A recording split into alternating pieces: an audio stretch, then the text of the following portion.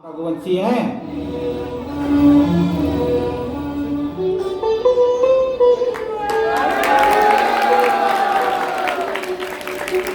पिताश्री, राम, ये समय तो विश्राम का है पुत्र।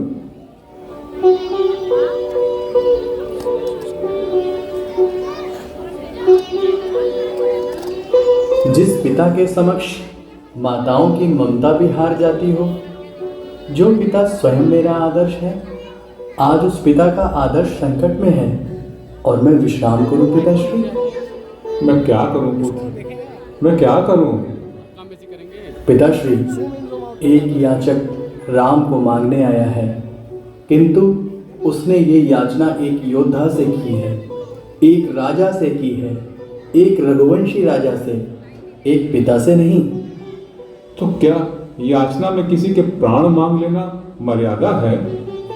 पिताश्री, जिस दिन याचना सीमा में बंध जाएगी, उस दिन दान का महत्व समाप्त हो जाएगा पिताश्री। ऋषि विश्वामित्र सहायता मांगने छत्रपति राजा अयोध्या नरेश के पास आए हैं, जिन्होंने अपने राज्याभिषेक के दिन ही ये घोषणा कर दी थी कि उनके पास जो भी कुछ है वह परमेश्वर का दिया हुआ है और वे स्वयं उसके प्रतिनिधि हैं। राम, कदाचित तुम ये बात समझ ही नहीं रहे हो कि महर्षि विश्वामित्र तुम्हें उन क्रूर राक्षसों के समक्ष खड़ा करना चाहते हैं। पिताश्री, यदि वह क्रूर राक्षस अयोध्या पर आक्रमण कर दें और आप अयोध्या में ना हो, तो अयोध्या की रक्षा करने की अनुमति मुझे नहीं है। यदि आपको आपकी संतान इतनी कोमल लगती है, तो पिता महाराज, अयोध्या का भविष्य अंधकार में है।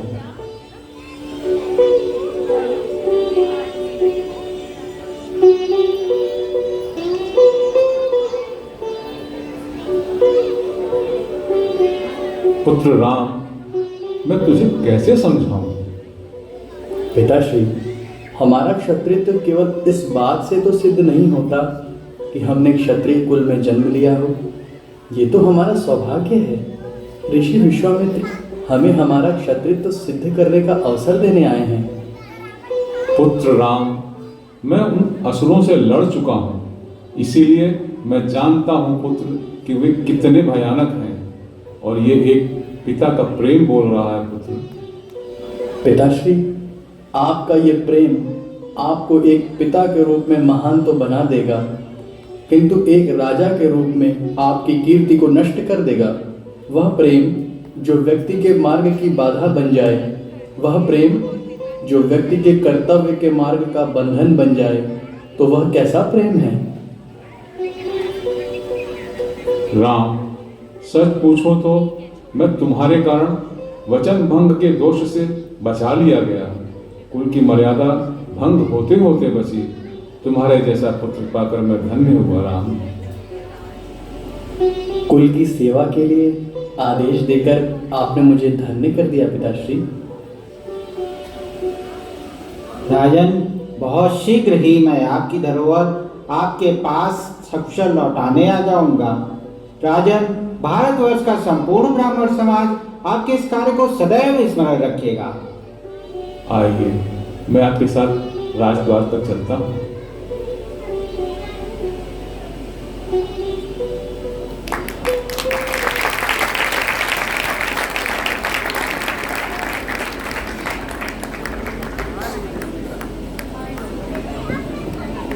धन्य हो पुरुषोत्तम नवीन, धन्य हो।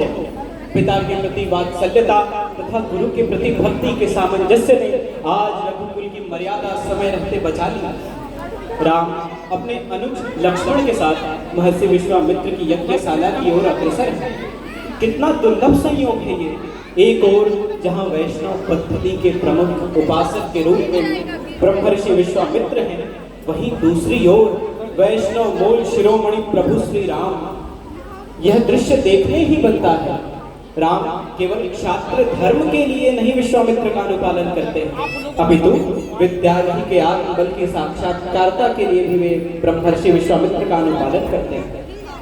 किंतु चुनौती छोटी कहाँ थी। ताड़का के वध के पश्चात सुबाहु से द्वंद्व स्वीकार करना राम के लिए क्षत्रित्व था, किंतु राम के मन में ये भी भय था कि कहीं यज्ञ में विघ्न न पड़ जाए। अगली पटकथा में राम तथा लक्ष्मण के संरक्षण में विश्वामित्र की यज्ञशाला।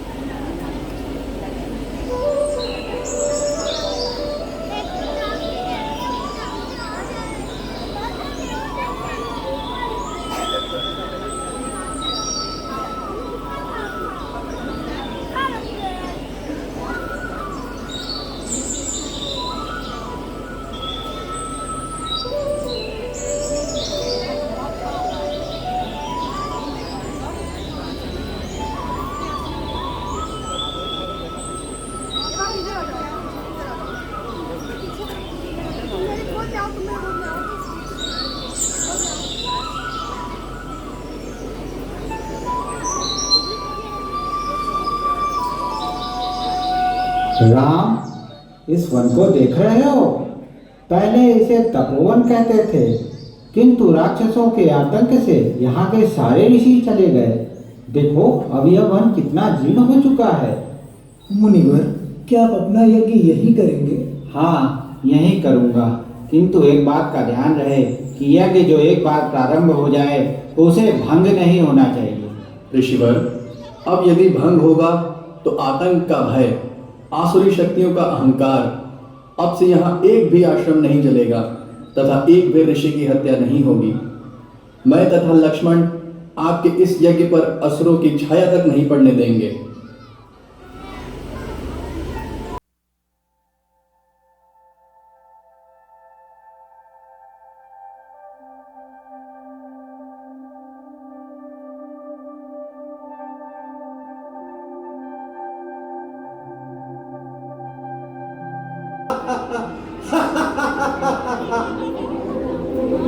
कौन है रे तू?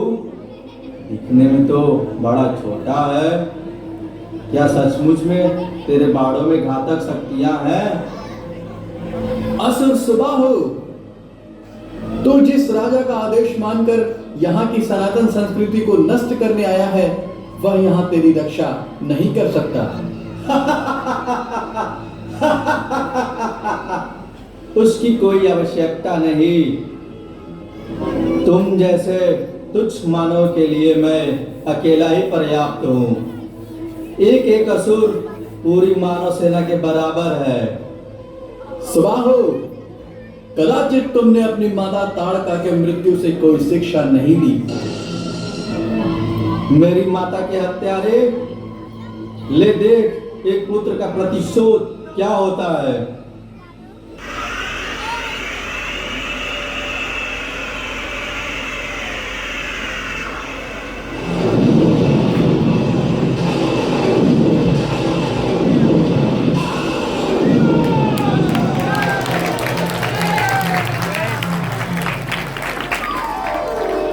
आतंक समाप्त हुआ। अब ऋषिगण तपस्वी यहाँ लौटेंगे। कुछ ही दिनों में इस वन में फिर से वेद मंत्रों के स्वर गूंज उठेंगे। मैं तुम दोनों भाइयों से हृदय से प्रसन्न हूँ। इस तपस्वी से कुछ मांग लो। मुनिश्रेष्ठ, यदि आप मुझ पर प्रसन्न हैं तो आप मेरे आचार्य बन जाइए। मुझे अपने शिष्य के रूप में स्वीकार कीजिए। राम, तुमने मांगा ये तो क्या मांगा? तुम मर्यादा पुरुषोत्तम हो। तुम्हारे जैसा शिष्य पाकर आज ये विश्वामित्र धन्य हुआ। अब तुम दोनों भाई यहाँ बैठो। मैं तुम दोनों भाइयों को बला तथा अति बला नामक विद्याएं प्रदान करता हूँ।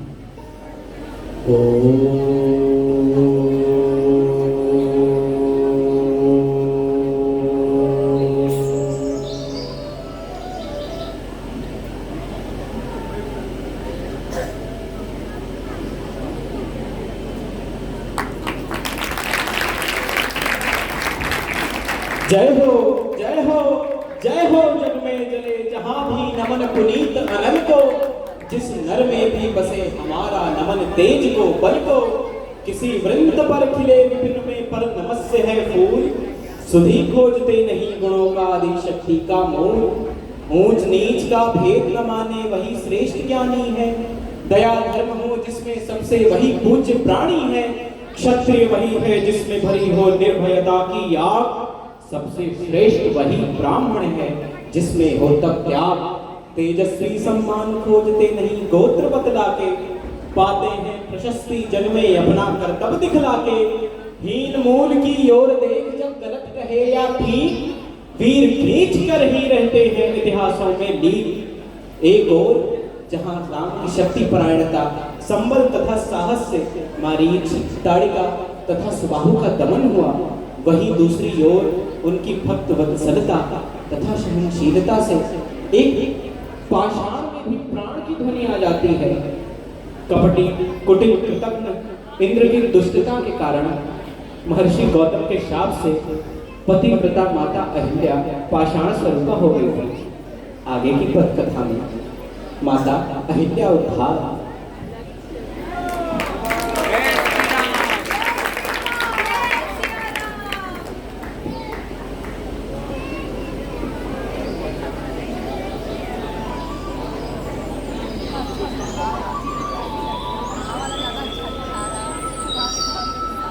राम, इस शिला को देख रहे हो? इस पाषाण के भीतर जो नारी बंधी है उसे तुम्हें ही मुक्त करना है राम। मुझे? हाँ राम, क्योंकि ये ऋषि गौतम का कथन है। एक समय देवराज इंद्र की कुटिलता के कारण ऋषि गौतम ने अपनी पवित्र तथा पतिव्रता पत्नी अहिल्या को शिला होने का श्राप दिया था। तब उन्होंने ये कहा था कि श्री राम के द्वारा ही उनका उद्धार होगा। इस शिला को अपने चरणों का स्पर्श कराओ राम। जो आज्ञा गुरुदेव।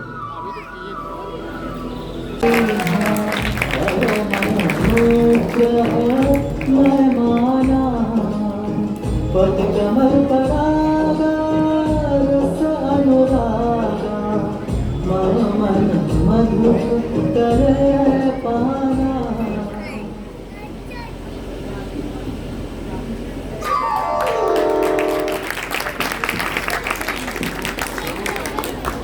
गौतम नारी शापवश उपल देह ईर। चरण कमल रज चाहती कृपा करहु रघुबीर। जिस प्रकार से आपने देखा कि महर्षि विश्वामित्र के ऐसे निवेदन के पश्चात प्रभु श्री राम ने अहिल्या का उद्धार किया। काल चक्र के संयोग में महर्षि विश्वामित्र राम तथा लक्ष्मण के साथ मिथिला के राज दरबार में सीता स्वयंवर के अंतर्गत शिव धनुष को दर्शनार्थ देखने के लिए राम तथा लक्ष्मण को लेकर वहां पहुंचते हैं। किंतु लंकेश के चुनौतीपूर्ण मद भरे अहंकार में महाराज जनक को असंतोष की स्थिति में डाल रखा था। और वो भी तो क्यों ना, सीता सरल तो थी किंतु साधारण नहीं थी। जो बालिका बाल्यकाल में शिव धनुष को सामान्य धनुइयों के समान उठा सकती है, सामान्य धनुइयों के समक्ष समझती हो, ऐसी बालिका सामान्य तो हो ही नहीं सकती। कोई प्रश्न नहीं उठता। आगे की पट कथा में मिथिला का राज दरबार।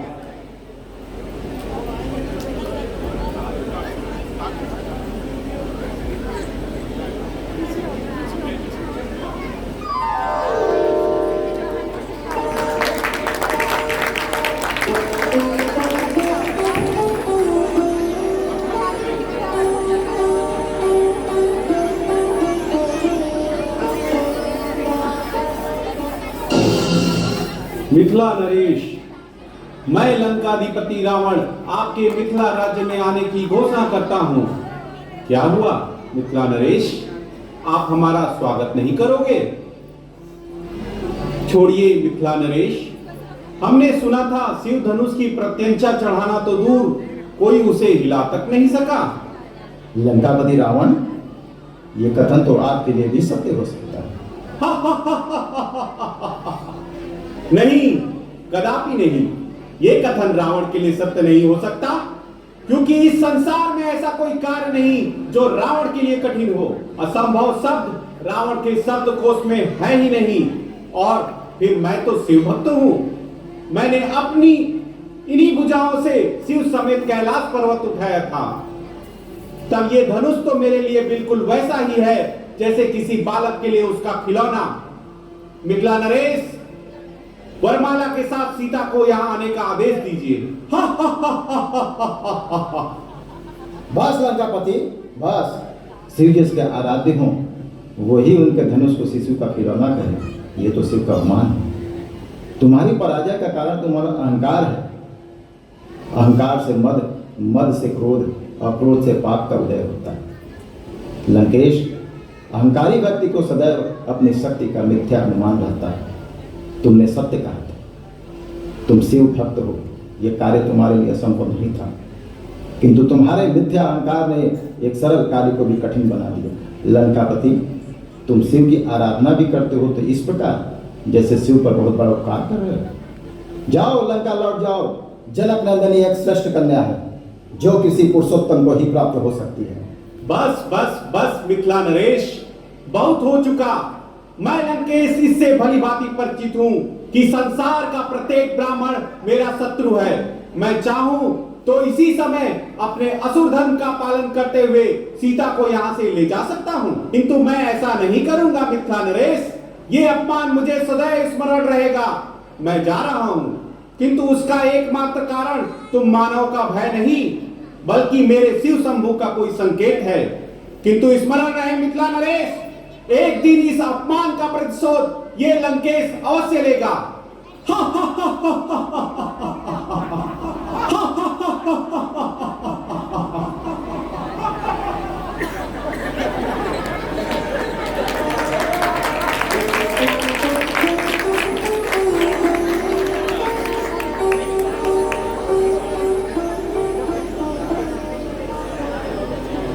राजन, आप तो 12 महाजन में से एक हैं। आपके मस्तक पर ये चिंता की रेखा ठीक नहीं लग रही। ऋषिवर, मुझे इस बात का संताप है कि अपनी पुत्री के स्वयंवर के लिए बुलाई गई सभा एक युद्ध भूमि में छत पिछत शवों का ढेर दिखाई दे रही थी। कुछ समय पहले रावण आया और अपने अहंकार का प्रदर्शन करके चला गया।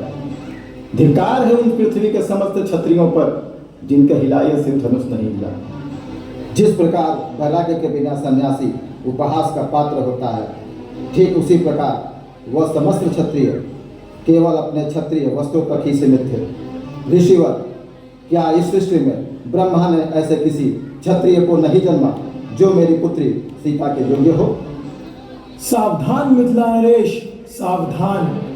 आपका विचलित होना स्वाभाविक है, किंतु ऐसी अवस्था में भी आपको ये नहीं कहना चाहिए था कि ये धरती अब क्षत्रियों से विहीन हो गई है। यदि कोई रघुवंशी शिशु भी हो तब भी उसके समक्ष ऐसे वचन कहने का दुस्साहस कोई नहीं कर सकता। और आपने तो मेरे भ्राता रघुकुल शिरोमणि श्री राम के समक्ष क्षत्रियों को धिक्कारा है। मेरे भ्राता यदि मुझे आज्ञा दे तो मैं इस संपूर्ण ब्रह्मांड को गेंद की भांति उठाकर उसे कच्चे घड़े की भांति फोड़ दूं। आकाश में कड़कती बिजली को मैं अपने हाथों में थामकर उसे मूली की भांति तोड़ दूं। मैं सुमेरु पर्वत को अपनी भुजाओं से मसल कर उसका चूर्ण बना दूं। तो फिर ये धनुष क्या है? हे भ्राताश्री, यदि आप मुझे आज्ञा दें तो मैं इस धनुष को कमल की भांति उठाकर 100 योजन तक भागता चला जाऊं, और यदि मैं इस धनुष को तोड़कर उसकी मिट्टी ना बना दूं तो मैं रघुवंशी लक्ष्मण धनुष बाण को कभी हाथ नहीं लगाऊंगा। मैं तो ये कहूंगा कि आपने तो अब तक रघुवंशियों का शौर्य देखा ही कहाँ है। शांत हो जाओ लक्ष्मण। मिथिला नरेश का कदाचित ऐसा कोई आशय नहीं है। मेरा तात्पर्य किसी के अपमान का नहीं था। घोर निराशा के कारण मेरे उद्गार फूट पड़े। अगर मेरे द्वारा किसी का अपमान हुआ हो तो वह मुझे क्षमा करे। राम, मेरे लिए मिथिलेश का दुख आसानी हो गया है। जाओ और महाराज जनक का संताप मिटा दो। पुत्र, ये मेरा आदेश है। उठाओ धनुष और उसकी प्रत्यंचा चढ़ा दो। मुझे आशीर्वाद दीजिए गुरुवर। विजयी भव पुत्र।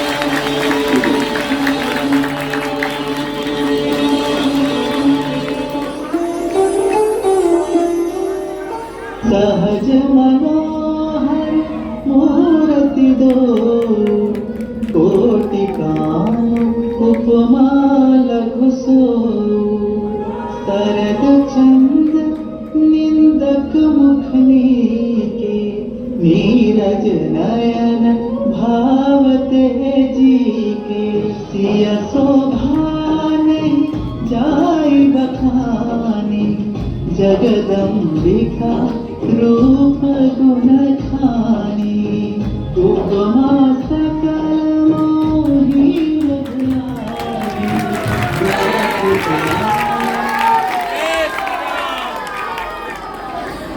वैसे तो परमानशील से हम विनम्र जीते हैं, अतः ताइयों का शोणित लेकिन हम भी पीते हैं। मुख में वेद, पीठ पर तरकस, कर में कठिन कुठार, सावधान ले रहा परशुधर फिर नवीन अवतार। शिव धनुष भंग होने के कारण महान महामुनि भगवान परशुराम कुपित हो गए। एक ओर जहां लक्ष्मण ने चुटकियां देते हुए उनके क्रुद्धता में वृद्धि की, वहीं दूसरी ओर श्री राम के सिंधु समान गंभीरता ने उन्हें संतुष्ट किया। भारत की कृषि संपदा सीता जो महाराज जनक को कृषि क्षेत्र से प्राप्त हुई थी, वही भारत के ऋषि संपदा प्रभु श्री राम जो महाराज दशरथ को यज्ञाग्नि से प्राप्त हुए थे, दोनों का परस्पर पारिण्य संपूर्ण होता है। और इसके साथ साथ क्रम में भरत, लक्ष्मण तथा शत्रुघ्न का विवाह मांडवी, उर्मिला और श्रुत कीर्ति से क्रमशः संपन्न होता है। आइए अगली पटकथा में मिथिला से अवधपुरी की ओर चलते हैं, जहां 9 वर वधू बड़ी संपन्नता के साथ निवास कर रहे हैं, किंतु सुख का निवास जहां होता है, कुटिलता भी वहीं निवास करती है। अवधपुरी में 2 कुटिल बुद्धियां निवास कर रही हैं, 2 कुटिल बुद्धियां तत्पर हैं।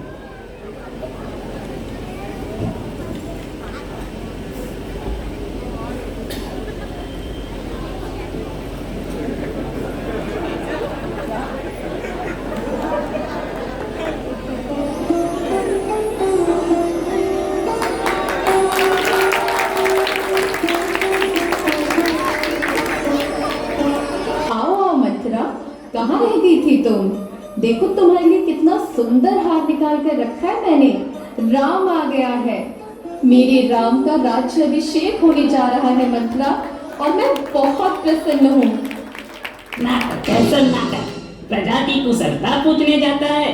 क्यों, सच समझती हूँ मैं। क्या समझती हो मंथरा? राम की कुटिलता, और क्या? मंथरा, मैंने कितनी बार कहा है कि मेरे राम के विषय में कुछ मत कहा करो। मुझे क्यों क्रोध दिलाती हो? आपका राम? अरे वाह, तो क्या मेरा भरत बिन माँ का पुत्र है? मंथरा, तुम सदैव टेढ़ी बात क्यों करती हो? इस विश्व में तुम पहली स्त्री हो जो मेरे राम को कुटिल कहती हो। और आप इस विश्व की अंतिम माता हैं जो अपने पुत्र से अधिक अपने सौत के पुत्र से प्रेम करती हैं। महारानी, मेरी बात ध्यान से सुनिए। राम अब अयोध्या के राज सिंहासन के सपने देख रहा है। मेरा राम सत्य का उपासक है मंथरा। सत्य की राह पर चलता है, सत्य बोलता है और सत्य का ही आचरण करता है, तो वह ऐसे सपने क्यों देखेगा? अरे अरे, कैसी जीवा है आपकी जो राम की स्तुति करते थकती ही नहीं। परंतु मैं भी आपसे सत्य कहती हूँ महारानी, वह प्रजा के बीच उनकी कुशलता पूछने के बहाने अपनी जय जयकार कराने हेतु जाता है। मेरा राम प्रजा के बीच जाए अथवा न जाए, प्रजा तो उसकी जय जयकार करेगी ही। महारानी, आपकी बुद्धि भ्रष्ट हो चुकी है, इसीलिए आप अपने पुत्र भरत का ही अनदेखा कर रही हैं। परंतु सत्य तो यह है कि राम महाराज को ये दर्शाना चाहता है कि अयोध्या की प्रजा उससे कितना प्रेम करती है। हे भगवान, आपने तो महारानी कैकेयी के भीतर माता का हृदय रखना ही भूल गए। तो अब मुझे कुछ समझ नहीं आ रहा। स्मरण कीजिए महारानी, जब आपने देवासुर संग्राम में महाराज दशरथ के प्राणों की रक्षा की थी, और तब उन्होंने आपसे प्रसन्न होकर 2 वरदान मांगने को कहा था। हाँ, और मैंने उनसे कहा था कि उचित समय आने पर मैं उनसे मांग लूंगी। अरे यही तो है, वो उचित समय महारानी महाराज से आप दोनों वर मांग ही लीजिए और महाराज दशरथ तथा महारानी कौशल्या की सारे मनोरथ विफल कर दीजिए। कैसे? एक वर मांगिए कि भरत अयोध्या का राजा बने और दूसरे वर में राम के लिए 14 वर्षों का वनवास, ताकि 14 वर्षों बाद जब राम अयोध्या लौट कर आए तब उसका अयोध्या की किसी भी वस्तु पर अधिकार ना हो। परंतु वर मांगने से पहले यह देख लो कहीं महाराज आपको अनसुना तो न कर दे। महाराज रघुकुल के सूर्य है मंथरा, वह अपने कुल की रीत कभी नहीं तोड़ेंगे, अपने दिए हुए वचन अवश्य पूर्ण करेंगे। महारानी, किंतु वर मांगने से पहले राम की सौगंध मांग लेना। मंथरा, तुम इतना दूर विचार कर सकती हो, इसका तो मुझे ज्ञान ही नहीं था। मैं उनसे वर तभी मांगूंगी जब वह राम की सौगंध लेंगे।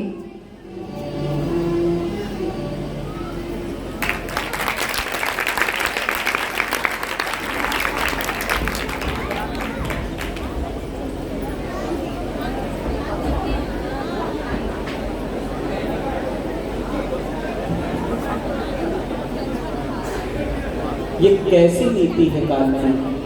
काल की क्रूरता ने कैकेयी को अपने कपट पे जकड़ लिया। न जाने कैसा कर्म फल रचा है विधाता ने कि सुंदर उक्तियां मानव को स्वीकार्य नहीं होती और पतन के प्रत्येक माध्यम पतन का प्रत्येक पथ नियति स्वयं सुनिश्चित कर लेती है। पतन केवल मंथरा द्वारा कैकेयी की बुद्धि का नहीं, पतन अयोध्या के संपूर्ण वैभव का, कुटुंब के सुख साधन का तथा प्रजा के राम संबोधन का। आइए पटकथा में अगली प्रस्तुति कैकेयी का कोप संवाद।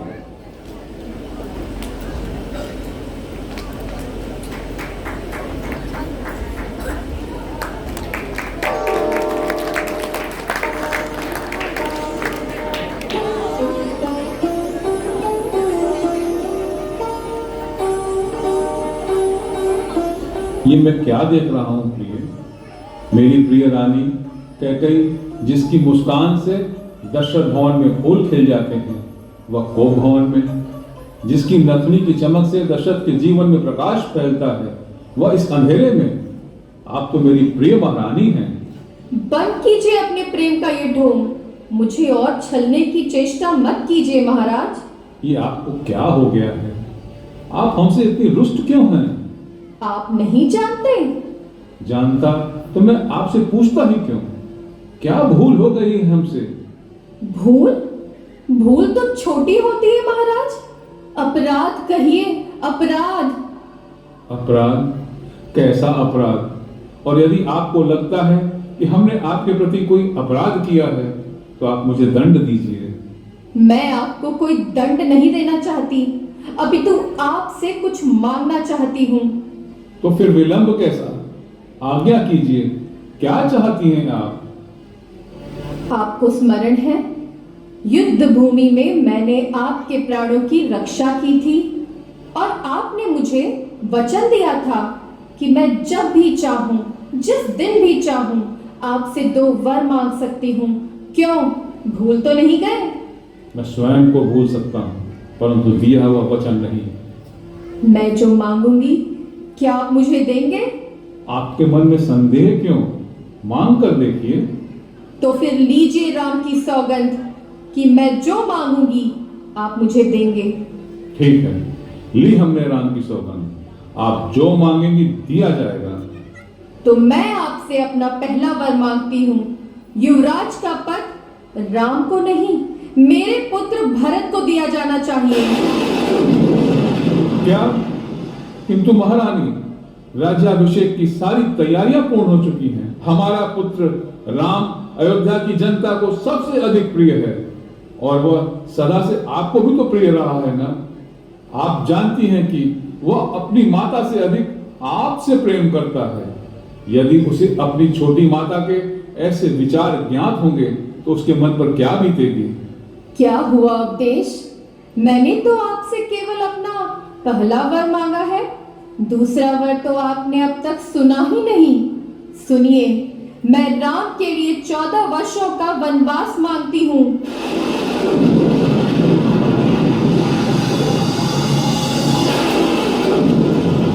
हरि, क्या तुमने प्राणों की रक्षा केवल इसी दिन के लिए की थी कि तुम मुझे तड़पा तड़पा कर मारोगी? हत्यारी है तू, हत्यारी। अपने हाथों से अपना सुहाग उजाड़ देना चाहती है। आप इतनी निष्ठुर कैसे हो सकती हैं? आप तो जानती हैं कि राम हमें कितने प्रिय हैं। अच्छा, तो क्या भरत आपको प्रिय नहीं है? क्या वो आपका पुत्र नहीं है? आपके मन में यह विष किसने घोला? मत कीजिए ऐसी बातें। मुझे मेरे 2 वरदान चाहिए बस। अयोध्या का राज्य मेरे पुत्र भरत को मिले और राम को 14 वर्षों का वनवास। तुम जानती हो कि तुम क्या मांग रही हो? भली भांति जानती हूँ महाराज कि मैं क्या मांग रही हूँ। ये कैसे संभव है? मैं राम के बिना नहीं जी सकता। बड़ी उदारता से, बड़े सत्यवादी बनकर, क्या सोचकर आपने कहा था मांगो कैकेयी, मांगो। क्या मांगती हो? जो चाहो सो मांगो। क्या सोचा था आपने कि ये भोली भाली कैकेयी क्या चने चबेले मांगेगी? मैं एक राजा की पुत्री हूँ, एक राज्य से कम भला कुछ मांग भी कैसे सकती हूँ? मेरी भूल थी कि मैंने तुम्हारे वास्तविक रूप को नहीं पहचाना। जिसे मैं हीरो का हार समझता था, वो तो एक नागिन निकली, नागिन। महाराज, आप तो स्त्रियों की तरह विलाप करने लगे। कैसे वीर पुरुष हैं आप? मुझे तो आप पर हंसी आ रही है महाराज। तुमने मुझे कहीं का नहीं रखा।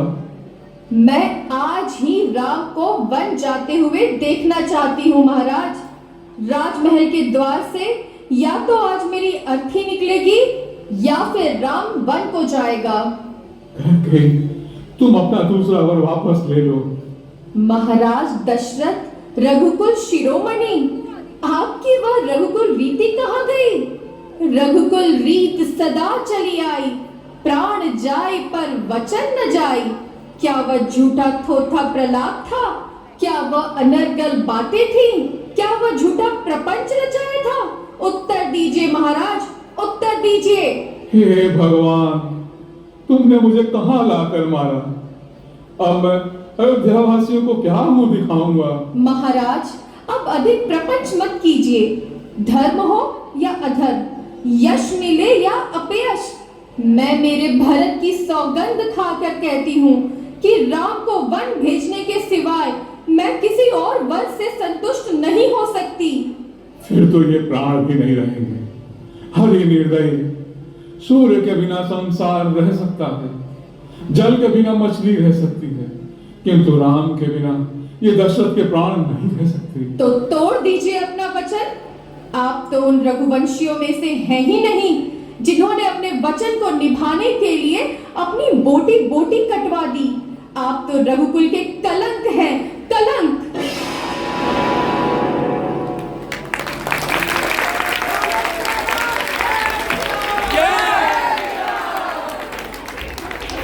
हाय राम मन से रोते पुरुषों की कैसी सिसकी, बुझे कौन दुविधा दशरथ की और रेखाएं मेरी। 2 स्त्रियों की कुटिल बुद्धि के कोप में पड़ने वाले दशरथ पहले राजा नहीं है। यह कुपरंपरा वंश चक्र से चलती हुई आ रही है। पूर्व में राजा पुरुरवा के संबंध और श्रीनरी तथा उर्वशी से हो, अथवा महाराज ययाति के संबंध शर्मिष्ठा तथा देवयानी से हो। स्त्री मोह तथा परिस्थिति की प्रतिकूलता में महाराज दशरथ को महाराज अस के पश्चात पड़ना ही था।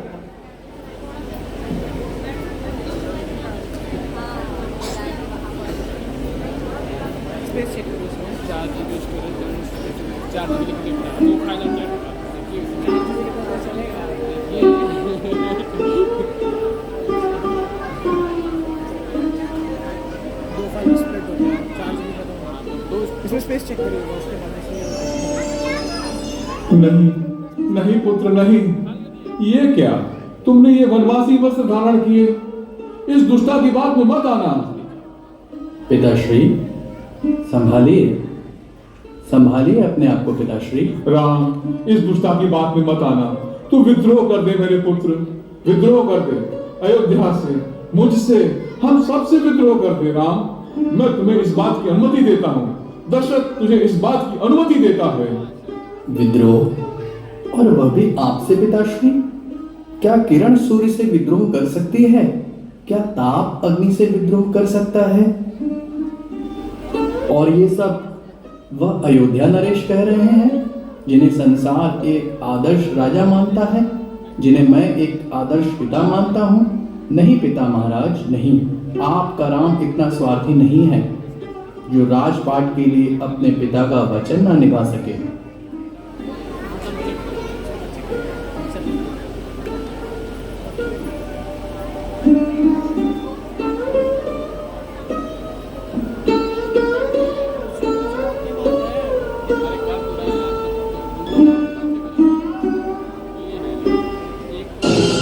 नहीं राम, नहीं, तू कहीं नहीं जाएगा। पुत्र राम, राम, राम मुझे छोड़कर मत जा राम। अरे कलंकनी, हट जाओ। हम इसी समय तुम्हारा परित्याग करते हैं।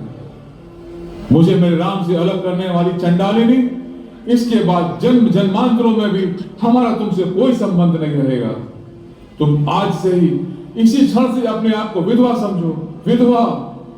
राम, राम, राम।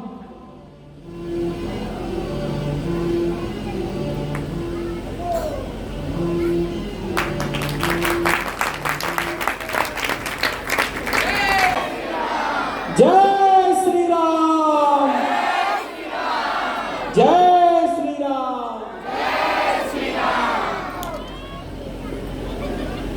स्पेस है, हाँ स्पेस है।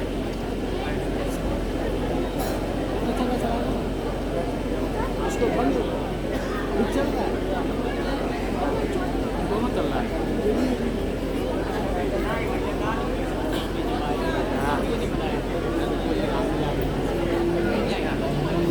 अरे लक्ष्मण, रुको रुको। आज का दिन बहुत ही शुभ है, क्योंकि आज राम के स्थान पर मेरा भरत युवराज का लाया जाएगा। हट बुढ़िया। राधाश्री, सुना नहीं आपने? क्या बक रही थी ये बुढ़ी? आपकी सौगंध राधाश्री, यदि ये नारी न होती तो मैं आज इसकी जीवा तथा सर दोनों धड़ से अलग कर देता। क्रोध में आकर तुम अपनी राज मर्यादा को भूल गए हो लक्ष्मण। तुम्हारा संयम तुम्हारा साथ छोड़ रहा है। मैंने अपने संयम को यम के पास भेज दिया है भ्राताश्री। आपके विरुद्ध षड्यंत्र रचा जा रहा है और मैं उसका भेदन न करूं। यदि एक माँ अपने पुत्र का राज्याभिषेक रोक सकती है तो एक भाई दूसरे भाई का राज्याभिषेक भी रोक सकता है। ये मैं सारे संसार को दिखा दूंगा भैया। युद्ध करना चाहता हूं मैं भैया, युद्ध। पर किससे युद्ध करना चाहते हो लक्ष्मण? भरत से। माता और पुत्र ने मिलकर जो षड्यंत्र रचा है, मैं उसे अपने बाणों से छन्नी छन्नी कर दूंगा। आपको स्मरण है भैया, जब राज्य के उत्तरदायित्वों का बंटवारा हुआ था, तब पिताश्री ने राज्य की सुरक्षा का भार मुझ पर सौंपा था। अब मैं अपना वही उत्तरदायित्व निभाऊंगा। मुझे अयोध्या का रक्षण करना है। राज सिंहासन तो दूर, मैं भरत को अयोध्या में पैर भी नहीं रखने दूंगा। अब तो मैं महाराज दशरथ तथा महारानी कैकेयी को बंदी बनाऊंगा। लक्ष्मण, तुमने जो भी कुछ कहा है वो आवेश में आकर कहा। देखो, यहाँ कोई हमारा शत्रु नहीं है, सब अपने हैं। अपने हैं? यहाँ सब अपने हैं? अपने नहीं भैया, अपनों के वेश में पराए हैं, और इसीलिए तो आपका राज्याभिषेक रोक दिया गया है। किंतु अब मैं ये सब नहीं होने दूंगा। पिताश्री ने स्त्री मोहवश अनुचित कार्य किया है भैया। बस लक्ष्मण बस। अपने माता पिता के किसी भी कार्य को उचित अनुचित की कसौटी पर कसना पुत्र धर्म के विरुद्ध है लक्ष्मण। माता ने वर मांगे, पिता ने अपना धर्म निभाया। मुझे बताओ कि इस जीवन में ऐसा कौन सा सुख है जो इस माता पिता ने हमें नहीं दिया? क्या ऐसे पिता को देने के लिए हमारे पास दुख के अतिरिक्त और कुछ भी नहीं है? आज जीवन में मैं पहली बार अपने आप को सौभाग्यशाली समझ रहा हूँ, क्योंकि मुझे पुत्र धर्म का पालन करने का सुअवसर प्राप्त हुआ है।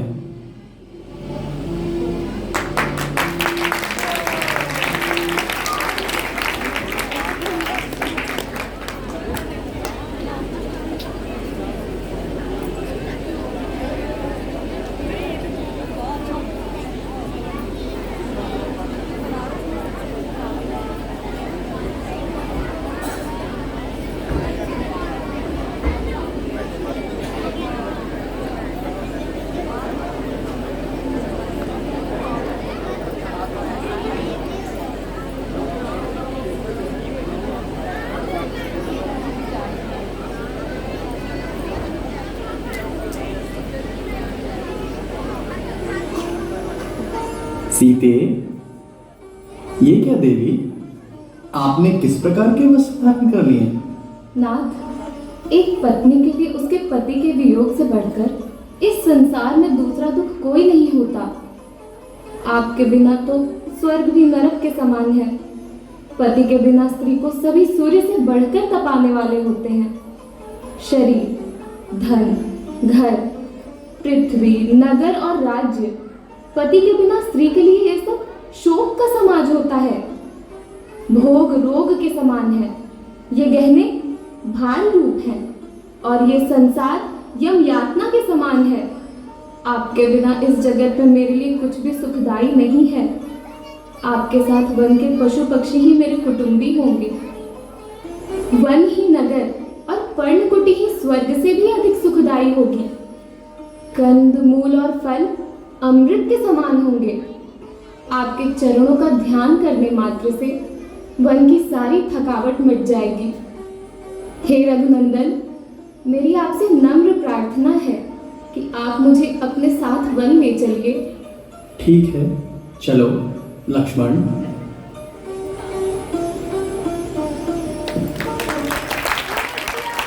हाय राम, ऐसा प्रतीत होता है कि काल ने सूर्य से तेज तथा भक्त से वेग, अग्नि से ज्वार तथा खड़ग से धार छीन लिया हो। सागर से मोती तथा दीप से ज्योति छीन गई है। राम, लक्ष्मण और सीता वनवासी होने को है। संपूर्ण वन नगरी जीर्ण प्रतीत होती है। ऐसा लगता है कि प्रत्येक मानव का देह तो है, किंतु शोकाग्रस्त निष्प्राण। महात्मा भरत को ननिहाल में कुल गुरु का समाचार प्राप्त होता है और वे अवध को पधारते हैं।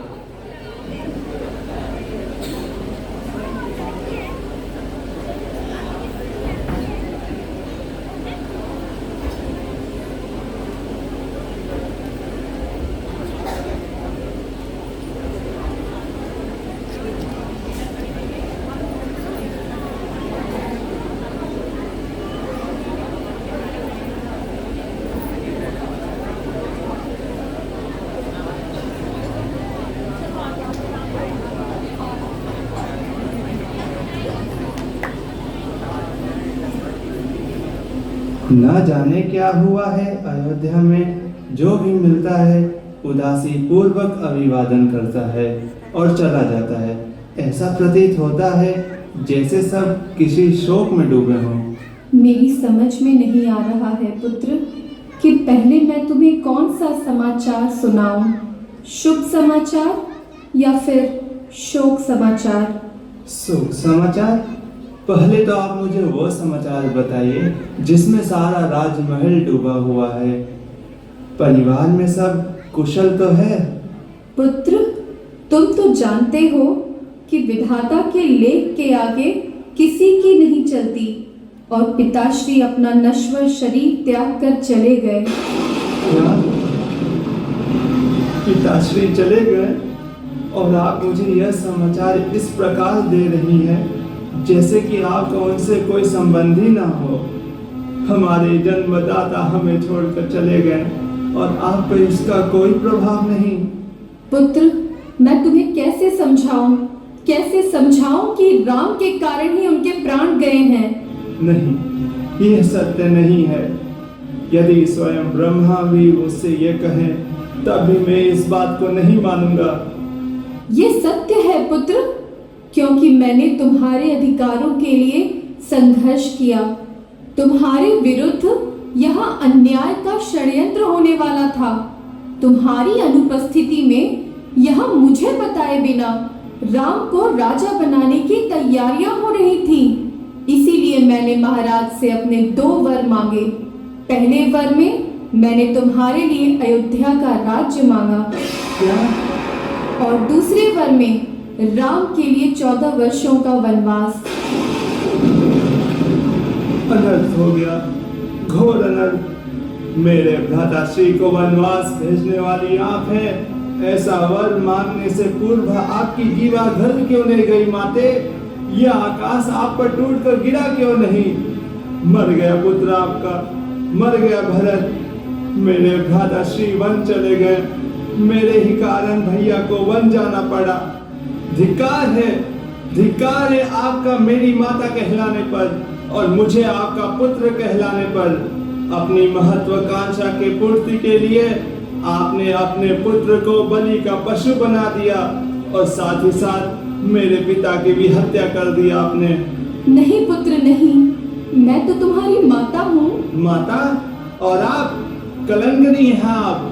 मुझे तो आज ज्ञात हुआ कि मैंने किसी स्त्री से नहीं अपितु एक नागिन के कोख से जन्म लिया है। किंतु आपको तो ज्ञात होगा कि नागिन को जब भूख लगती है तो वह अपने बच्चे को भी खा जाती है। फिर आपने इस भरत को क्यों जीवित छोड़ दिया?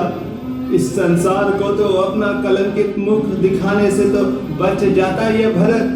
क्या कहेगा ये संसार भरत के लिए कि श्री राम के प्रति भरत का प्रेम झूठा था, एक दिखावा था। मैं श्री राम को अयोध्या वापस लाऊंगा, क्योंकि सारी अवध पर श्री राम का अधिकार था, है और सदैव रहेगा। मुझे पुण्य पुरुष दशरथ पिता के रूप में प्राप्त हुए और तुझ जैसी पापनी माता के रूप में। शाप देता हूं मैं आपको कि कोई भी माता पिता अपने बेटी का नाम कैकेयी नहीं रखेगा। भरत, भरत, भरत।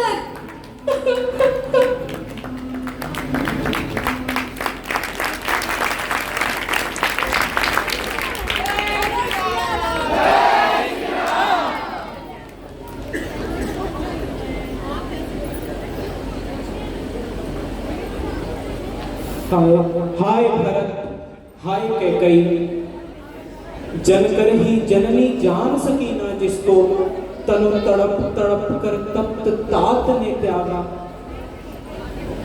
भरत शोकाग्रस्त हो चुके हैं, किंतु कहते हैं हर परिस्थिति में हर परियोजना एक कारण के निमित्त होती है।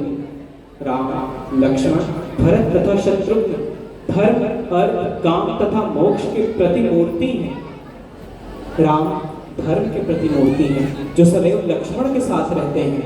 लक्ष्मण उनकी छाया के समान उनके साथ रहते हैं, क्योंकि लक्ष्मण काम के प्रतिमूर्ति हैं। और हमारे शास्त्रों में ऐसा कथन प्राप्त होता है कि जब तक धर्म का सामंजस्य काम के साथ नहीं होगा, धर्म की वृद्धि नहीं हो सकती है। तो धर्म की वृद्धि के हेतु राम और लक्ष्मण साथ हैं। शत्रुघ्न अर्थ के प्रणेता हैं, इसीलिए वो राजधानी से बाहर नहीं गए। और भरत मोक्ष के प्रतिमूर्ति हैं, जो राम के साथ साथ 14 वर्षों तक नंदी ग्राम में गृहस्थ आश्रम त्याग कर रहने का निर्णय लेते हैं। राम धन्य है जो उनके साथ ऐसे भाई हैं।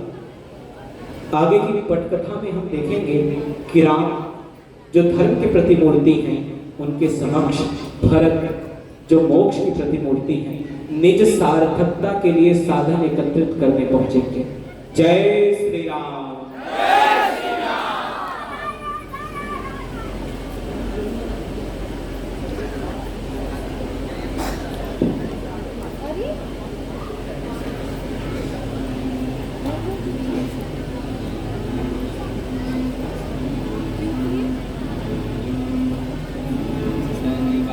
भैया भैया भैया।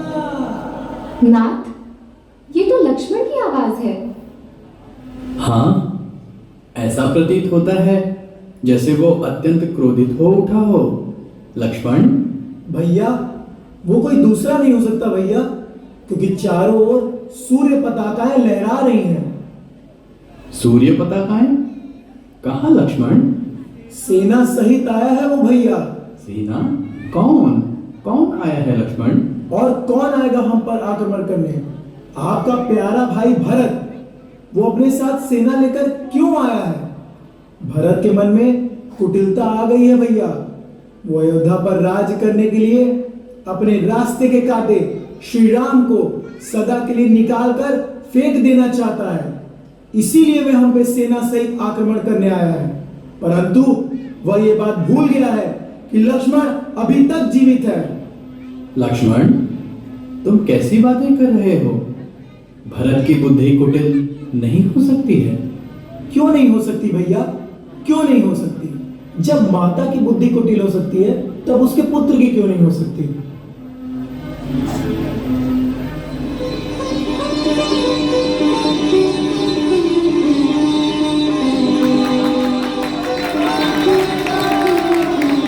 भैया भैया मेरे भाई, भैया भैया, जो भी दंड देना हो वह दीजिए, किंतु इस अभागे भरत का त्याग न कीजिए भैया, त्याग न कीजिए। बाल्यकाल से आज तक भरत की आत्मा में आपका स्नेह इस प्रकार भरा है कि इसमें अब लालसा का कोई स्थान नहीं। मुझे ज्ञात है भरत, राम जितना स्वयं को नहीं जानता उतना अपने प्यारे भाई भरत को जानता है। पिताश्री कैसे हैं भरत? भरत, पिताश्री कैसे हैं? भरत, मैं पूछ रहा हूँ पिताश्री कैसे हैं? बोलो भरत, बोलो।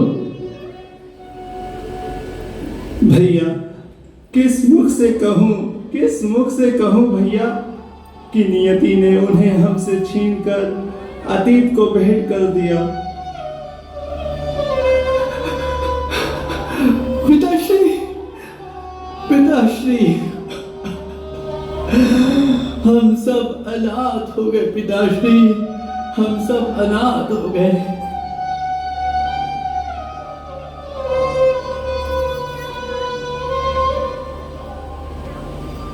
भैया, मेरी इच्छा है कि यहीं आपका राज्याभिषेक कर दिया जाए। और पिता के वनवास वाले वचन का क्या होगा भरत? वह आपके स्थान पर यह भरत जाएगा। भरत, यदि ये उपाय इतना उचित एवं संभव होता तो आज राम अपने प्राण देकर पिता महाराज दशरथ के प्राण लौटा लाता। भरत, लौटा लाता। भैया, आप पिता के वचनों के और तो देख रहे हैं, किंतु उनकी अंतिम इच्छा का सम्मान नहीं कर रहे भैया। निर्णय कर लो भरत, आज तुम हम सभी रघुवंशी ये कहना छोड़ दें कि रघुकुल रीत सदा चली आई, प्राण जाए पर वचन न जाए। राम तो अपनी मर्यादा की हत्या कर देगा, गुरु को दिए वचनों पर फिर जाएगा, किंतु उसके हाथ क्या आएगा भरत? केवल अयोध्या का सिंहासन। और अब जो राम 14 वर्षों के पहले लौट कर जाएगा वह अयोध्या का आदर्श नहीं होगा भरत। नहीं भैया, नहीं।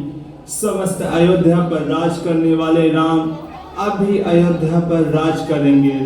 14 वर्ष तक यह भरत अवध की उसी प्रकार सेवा करेगा जिस प्रकार पादुकाएं चरणों की सेवा करती हैं।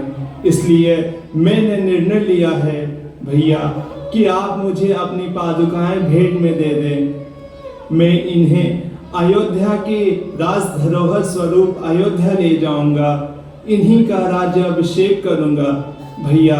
किंतु ध्यान रहे, आज अभी से इस भरत ने आपके 14 वर्ष के अवधि का एक एक पल की गिनती शुरू कर दी है। यदि 14 वर्षों के पश्चात आप अयोध्या नहीं पधारे और मुझे आपका दर्शन प्राप्त नहीं हुआ तो आपके चरणों की सौगंध भैया, ये भरत अपना प्राण त्याग देगा, अपना प्राण त्याग देगा भैया, प्राण त्याग देगा। हे मेरे परम प्रिय भरत, तुम मुझे मेरे प्राणों से भी अधिक प्रिय हो। ये मेरी चरण पादुकाएं अपने साथ ले जाओ भरत।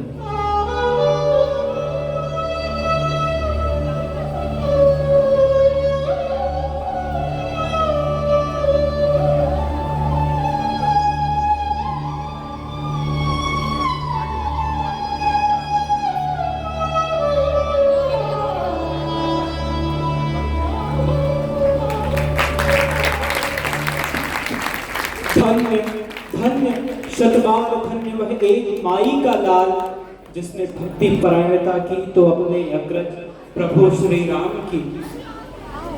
भरत समस्त मानव जाति के लिए भ्रातृ प्रेम के संदर्भ में एक प्रेरणा स्वरूप है। आगे के कथाक्रम में हम देखेंगे राम लक्ष्मण तथा शूर्पणखा संवाद।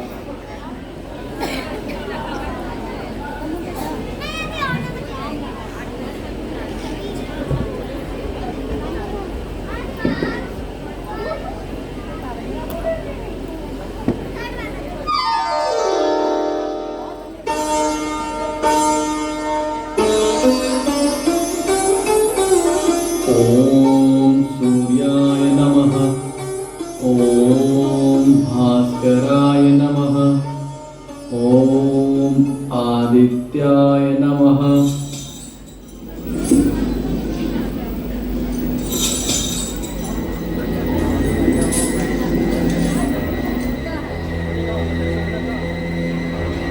देवी देवी, ओहो, तुम मानव को देवियां बड़ी प्रिय लगती हैं, किंतु मानो तुम्हें ज्ञात है कि यह प्रदेश राक्षसों का है, जहाँ तुम अपने भ्राता के साथ आए हो।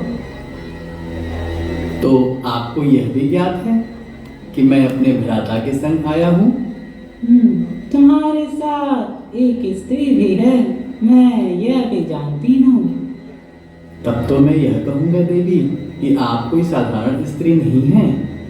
आपके वस्त्र और आभूषण कह रहे हैं कि आप कोई असुर कन्या हैं। तुम केवल सुंदर ही नहीं अपितु विद्वान भी हो। मुझे अपना परिचय दोगे? देवी, मैं देवताओं के समान महान पराक्रमी चक्रवर्ती अयोध्या नरेश महाराज दशरथ का ज्येष्ठ पुत्र राम हूँ। मेरे साथ मेरा अनुज लक्ष्मण है और कुटिया के भीतर है मेरी पत्नी सीता। अब मेरा परिचय भी बड़े ध्यान से सुनो, भय से कांपना मत। देवी, आपके परिचय में भय भी सम्मिलित है क्या? हाँ, मैं महान असुर सम्राट दशानन रावण की बहन शूर्पणखा हूँ, शूर्पणखा। और मैं देवी नहीं राक्षसी हूँ, राक्षसी।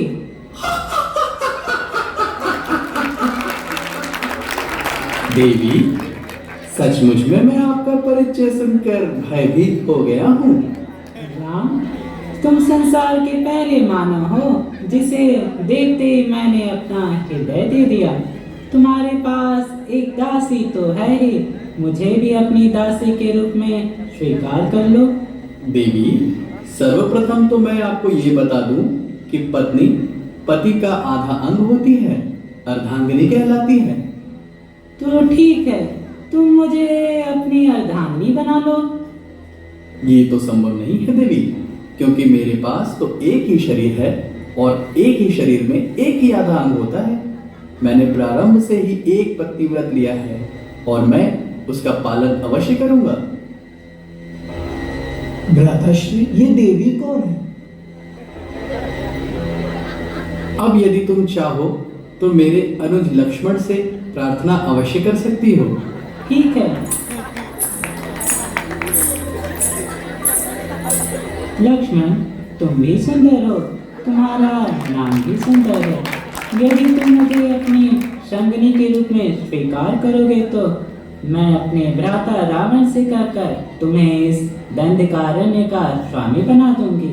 तुम मेरे भी स्वामी, इस वन के भी स्वामी। देवी, ये आप क्या बोल रही हैं? ये देवी देवी क्या लगा रखा है? शूर्पणखा कहो, शूर्पणखा। शूर्पणखा, मैं श्री राम का अनुज अवश्य हूँ, किंतु बाल्यकाल से ही मैंने उनकी सेवा का व्रत लिया है। यदि तुम मुझसे विवाह करोगी तो तुम्हें हम दोनों की सेवा करनी होगी। नरक मिले ऐसी सेवा को। मैं भ्राता रावण की बहन हूँ, शूर्पणखा हूँ, जो सेवा करने के लिए नहीं अपितु अपनी सेवा दूसरों से करवाने के लिए पैदा हुई है। ये देवी कौन है आर्यपुत्र? ओहो, तो ये है तुम्हारी पत्नी। इसकी सुंदरता तुम्हारे और मेरे मध्य बाधा बन रही है। मैं समझ गई कि अब मुझे क्या करना है।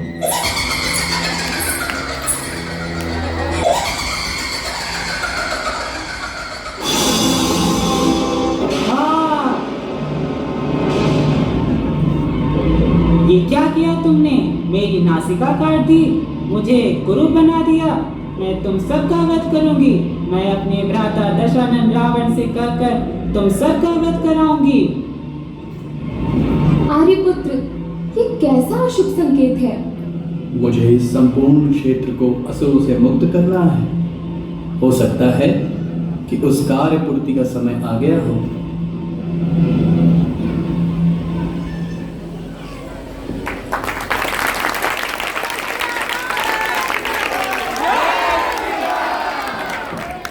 लक्ष्मण के नासिका पर क्रोध सवार हुआ कि उन्होंने अदिति की नासिका काट डाली।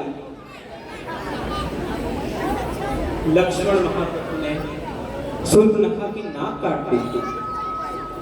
और काटे भी क्यों ना, जिस वीर ने 14 वर्षों तक निद्रा का परित्याग किया केवल इस कारण के निमित्त कि उनके प्रभु श्री राम तथा माता सीता को कोई कष्ट ना हो और उनके रहते हुए प्रभु श्री राम से कोई असहज विषय पर अभद्रता से बात करे, ये तो उन्हें सहन नहीं हो सकता था। इसीलिए लक्ष्मण महाप्रभु ने अपने नीति रूपी खड़ग से शूर्पणखा के राक्षसी संप्रदाय की परिचायिका नासिका काट डाली। अगले काल चक्र में हम देखेंगे शूर्पणखा का विलाप।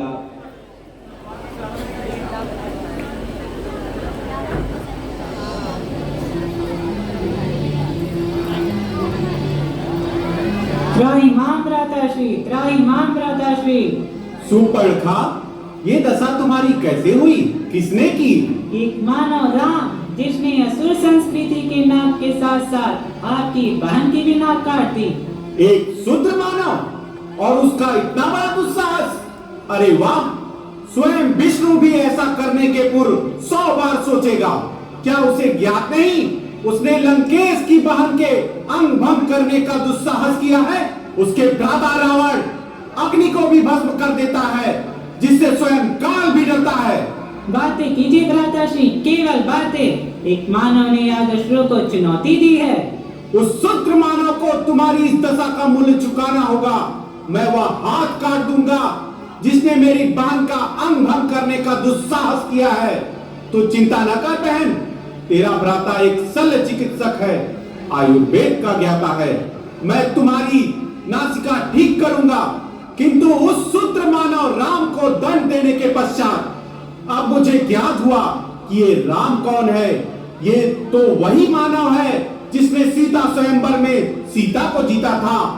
पांशुपर्णखा, ये लंकाधिपति रावण तुम्हारे और अपने कुल के अपमान का प्रतिशोध अवश्य लेगा।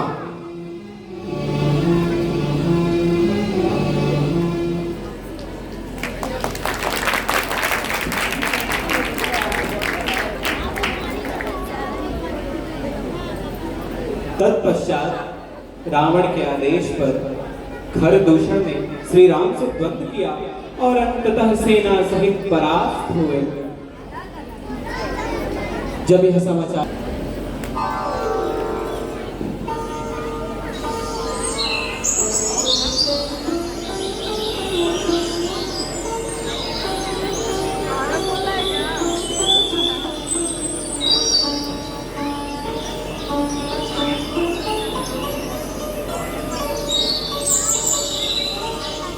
आर्यपुत्र, वह देखिए स्वर्ण मृग। स्वर्ण मृग? हाँ जानकी, ये मृग तो वास्तव में सोने का दिखाई दे रहा है। वह स्वर्ण मृग कितना सुंदर है। मुझे वह सुंदर मृग चाहिए आर्यपुत्र। किंतु ये स्वर्ण मृग तो वास्तव में छलावा है सीते। आर्यपुत्र, जो आंखों के सामने हो वो छलावा कैसे हो सकता है? आप मुझे समझाते रहेंगे और वह मृग चला जाएगा। मैंने आज तक आपसे कुछ नहीं मांगा। लक्ष्मण, सीता का ध्यान रखना और असुरों की माया से सावधान रहना। जो आ गया भैया।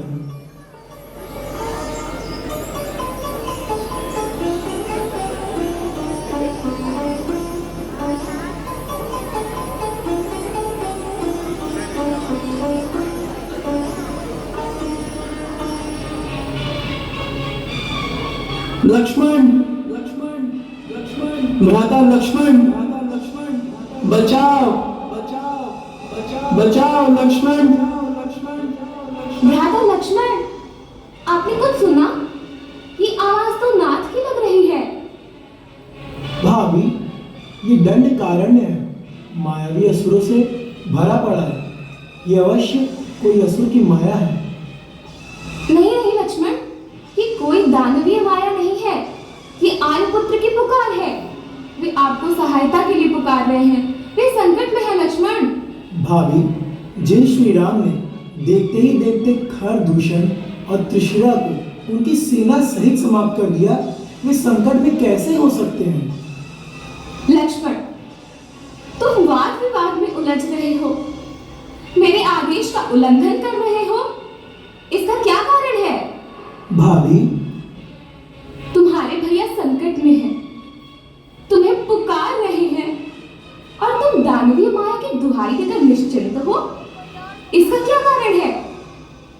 भाभी, आप कैसी बातें कर रही हैं? लक्ष्मण, तुम्हारी सेवा भ्राता की छाया बनकर रहने की थी, वह वचनबद्धता कहाँ गई? कारण जो भी हो, मैं समझ गई कि तुम आर्यपुत्र के संकट में सहायक नहीं बनना चाहते। ठीक है, मैं उनकी अर्धांगिनी हूँ, मैं जाती हूँ। ठहरिए भाभी, मैं नहीं जानता कि समय क्या चाहता है। मैं तो केवल इतना जानता हूँ कि जहाँ श्री राम है वहाँ तो संकट आ ही नहीं सकता। मैं ये भी जानता हूँ कि आप ये सब भैया के प्रति स्नेह के कारण बोल रहे हैं, किंतु आप मेरे लिए केवल भाभी ही नहीं पर माता समान हैं। आपसे एक निवेदन है कि भैया के वापस लौटने तक आप कुटिया के भीतर ही रहें, बाहर न आए।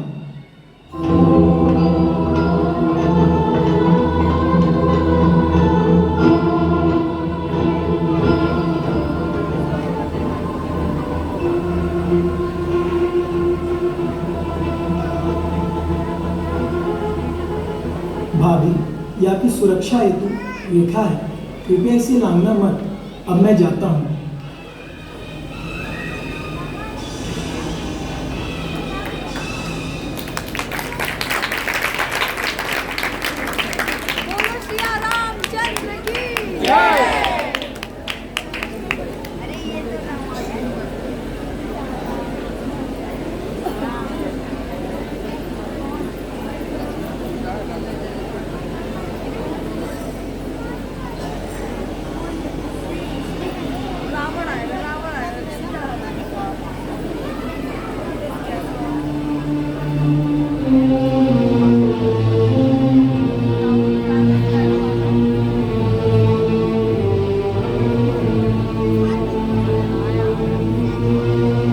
शिव शंभु, शिव शंभु, शिव शंभु, शिव शंभु, भवती भिक्षाम देहि, भवती भिक्षाम देहि।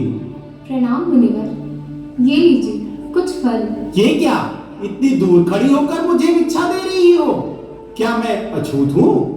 क्या कोई ढोंगी हूँ? नहीं मुनिवर, ऐसी बात नहीं है। किसी कारणवश मैं इस रेखा को नहीं लांघ सकती। यदि मेरे स्वामी होते तो मैं आपको अपने रसोई घर में भोजन करने का आमंत्रण देती। तो रख अपने फल अपने पास। ये एक तपस्वी का अपमान है, नहीं करना मुझे फलाहार। मुनिवर, आप यदि खाली हाथ जाएंगे तो रघुकुल की कीर्ति पर कलंक लग जाएगा। मैं आर्यपुत्र को क्या मुंह दिखाऊंगी? नहीं, 2 दिन से भूखा हूँ और 1 दिन से ही तुम अपनी रेखा के भीतर बैठो, अपने कुल की गुण गाथा गाती रहो। मैं चलता हूँ। नहीं नहीं मुनिवर, ये लीजिए।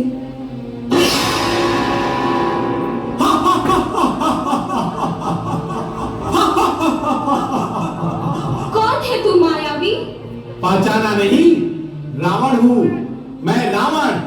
मैं तुम्हें अपने बहन के अंग भंग और अपने अपमान के प्रतिशोध में तुम्हारा हरण करता हूँ। दुष्ट, तुमने साधु के वेश में एक धर्मपरायण स्त्री से छल किया है। छल? कैसा छल? हम असुर हैं और हमारी संस्कृति में छल को प्रधानता दी गई है। अपना मंतव्य पूर्ण करने के लिए छल तो क्या, रावण किसी के प्राण भी ले सकता है। तुम्हें देखने के लिए मैंने साधु वेश धारण किया, किंतु अब तुम्हें पाने के लिए स्वयं त्रिलोक विजयी रावण खड़ा है। आज के बाद तुम्हारे इस छल के कारण कोई भी स्त्री किसी भी साधु पर कभी विश्वास नहीं करेगी। घर में आए याचक खाली हाथ लौटा दिए जाएंगे और जो वेश तुमने धारण किया था उस वेश पर प्रश्न चिन्ह लग जाएगा। बस बस बस, ये अपनी नीति कथा अब लंका में सुनाना। भ्राता लक्ष्मण, मैंने व्यर्थ ही आप पर संदेह किया। मेरे क्रोध का परिणाम अब मेरे सामने है। हे रघुनंदन, मैं आपके स्वर्ण मृग के संकेत को नहीं समझ पाई। आर्यपुत्र, रक्षा कीजिए आर्यपुत्र।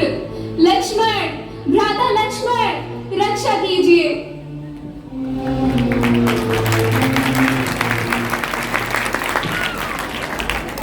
कंचन मृग बनकर आया सिय का अपहरण कराने, माया का मारीच चला मायापति को बहलाने। एक ओर जहां रावण ने बलपूर्वक सीता का हरण किया, वहीं दूसरी ओर प्रभु श्री राम और उनके अग्रज लक्ष्मण व्याकुलता से वंचरों से सहायता मांगते हैं। राह में आगे बढ़ते हुए जटायु की रक्तवर्णी देह और सीता के विषय में विवरण प्राप्त करने के पश्चात प्रभु श्री राम पिता तुल्य जटायु की अंतिम संस्कार की विधि पूर्ण करते हैं और दक्षिण की ओर किष्किंधा प्रदेश की दिशा में अग्रसर हो जाते हैं। जय सिया राम।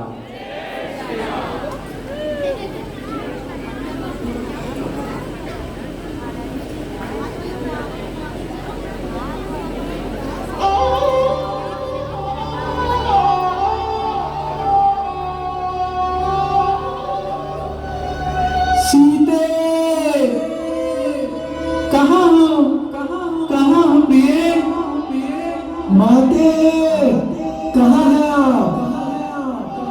सीते, माते। लक्ष्मण, किससे पूछूं कि सीता कहाँ है? इन वृक्षों ने तो देखा होगा, इन लताओं ने भी देखा होगा लक्ष्मण, इन फूलों ने देखा होगा, इन पक्षियों ने भी तो देखा होगा लक्ष्मण। हे पक्षी, हे आकाश, क्या आप में से किसी ने भी मेरी सीता को देखा है? भैया, संभालिए अपने आप को। लक्ष्मण, आज राम सीता के बगैर अधूरा हो गया। न जाने जानकी की क्या स्थिति होगी और वह कहाँ और कैसी होगी। किंतु मैं किस किस को समझाऊं लक्ष्मण? इन आंखों को जिन्होंने सीता के अलावा और कुछ देखा ही नहीं। इन कानों को कैसे समझाऊं लक्ष्मण, जिन्होंने आर्यपुत्र आर्यपुत्र का मधुर संबोधन सुना हो। इस हृदय का क्या करूं लक्ष्मण, जिसमें मेरी प्रिया सीता सदैव निवास करती हैं। दोष मेरा ही है भैया, ना मैं भाभी को छोड़कर जाता और ना ये सब होता। नहीं लक्ष्मण, दोष तुम्हारा नहीं है। मैं दशरथ नंदन राम अब ये घोषणा करता हूँ कि मैं अपने प्रलयंकारी बाणों से इस संपूर्ण ब्रह्मांड का विनाश कर दूंगा। यदि सीता नहीं तो राम भी नहीं और ना ही ये अखिल ब्रह्मांड। आप करुणा निधान है, आपकी करुणा और दया तो इन तीनों लोकों में व्याप्त है। आप तो सबके बंधु एवं सुहृद हैं। फिर इस क्रोध का क्या उपयोग? हम भाभी को अवश्य ढूंढ निकालेंगे भैया, अवश्य ढूंढ निकालेंगे। सीते, मैं आज प्रतिज्ञा लेता हूँ कि मैं तुम्हारे हरणकर्ता का समूल विनाश कर दूंगा, विनाश कर दूंगा, विनाश कर दूंगा।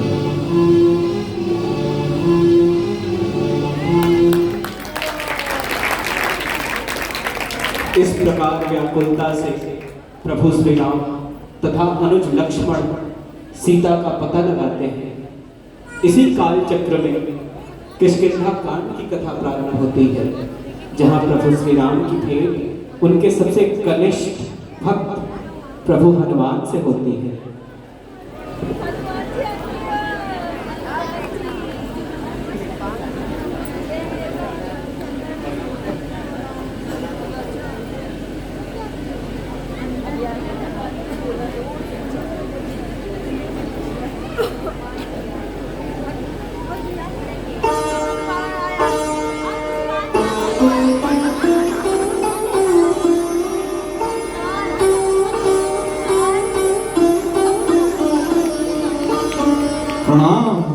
आप वेशभूषा से तो तपस्वी प्रतीत होते हैं, परंतु अस्त्र शस्त्र धारण किए हैं। आप कौन है महात्मन? हम यहीं कुछ दूर पंचवटी में रहते हैं, किंतु किसी ने मेरी पत्नी का हरण कर लिया है। मैं उसकी खोज में हूँ। हम अयोध्या वासी हैं ब्राह्मण देव, और हमें 14 वर्षों का वनवास प्राप्त है। अयोध्यावासी? वनवास? मैं कुछ समझा नहीं। हे ब्राह्मण श्रेष्ठ, मैं महाराज दशरथ का पुत्र राम और ये मेरे भ्राता लक्ष्मण हैं। राम? श्री राम? मेरे प्रभु, मैं आपका दास हनुमान। कितने लंबे समय बाद आपके दर्शन प्राप्त हुए। मेरे नाथ, आज मेरा जीवन सफल हुआ। प्रभु, मैंने और महाराज सुग्रीव ने रावण को किसी स्त्री को ले जाते देखा था। ये किस दिशा की ओर गए हैं, जल्दी बताइए। वे दक्षिण दिशा की ओर गए हैं। रावण दक्षिण की ओर? अब समझा लक्ष्मण। तो ये रावण का कार्य है। इस दास के लिए क्या आज्ञा है प्रभु? हे प्रिय हनुमंत, ये मेरी अंगूठी लो और ये सीता को दिखाना। वे समझ जाएंगी कि तुम मेरे दूत हो, और उनसे कहना कि मैं शीघ्र आऊंगा उन्हें रावण के हाथों से छुड़ाने। जो आज्ञा प्रभु। जय श्री राम।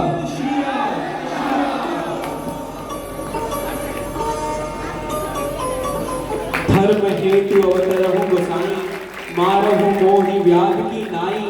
मैं पैरी सुग्रीव प्यारा, मैं पैरी सुग्रीव प्यारा, अवगुण कवन नाथ मोहि मारा। इस प्रकार से किष्किंधा कांड की कथा में राम चौमासे में सीता संघर्ष स्थगित करने के पश्चात बाली से मिलन, बाली का वध तथा हनुमत से मिलन करने के पश्चात वानर सेना को एकत्रित करते हैं। वानर सेना का एकत्रीकरण बहुत विशाल समूह में होता है तथा 12 पद्म सेनापतियों के साथ राम दक्षिण दिशा की ओर अग्रसर होते हैं, और यहाँ से सुंदरकांड की कथा प्रारंभ होती है। रीछपति जामवंत की प्रेरणा से भगवान श्री हनुमान सुरसा तथा लंकिनी का दमन करने के साथ ही सागर लांघते हैं, और आगे के परिदृश्य में हम दृष्टिपात करेंगे सीता को मुद्रिका भेंट।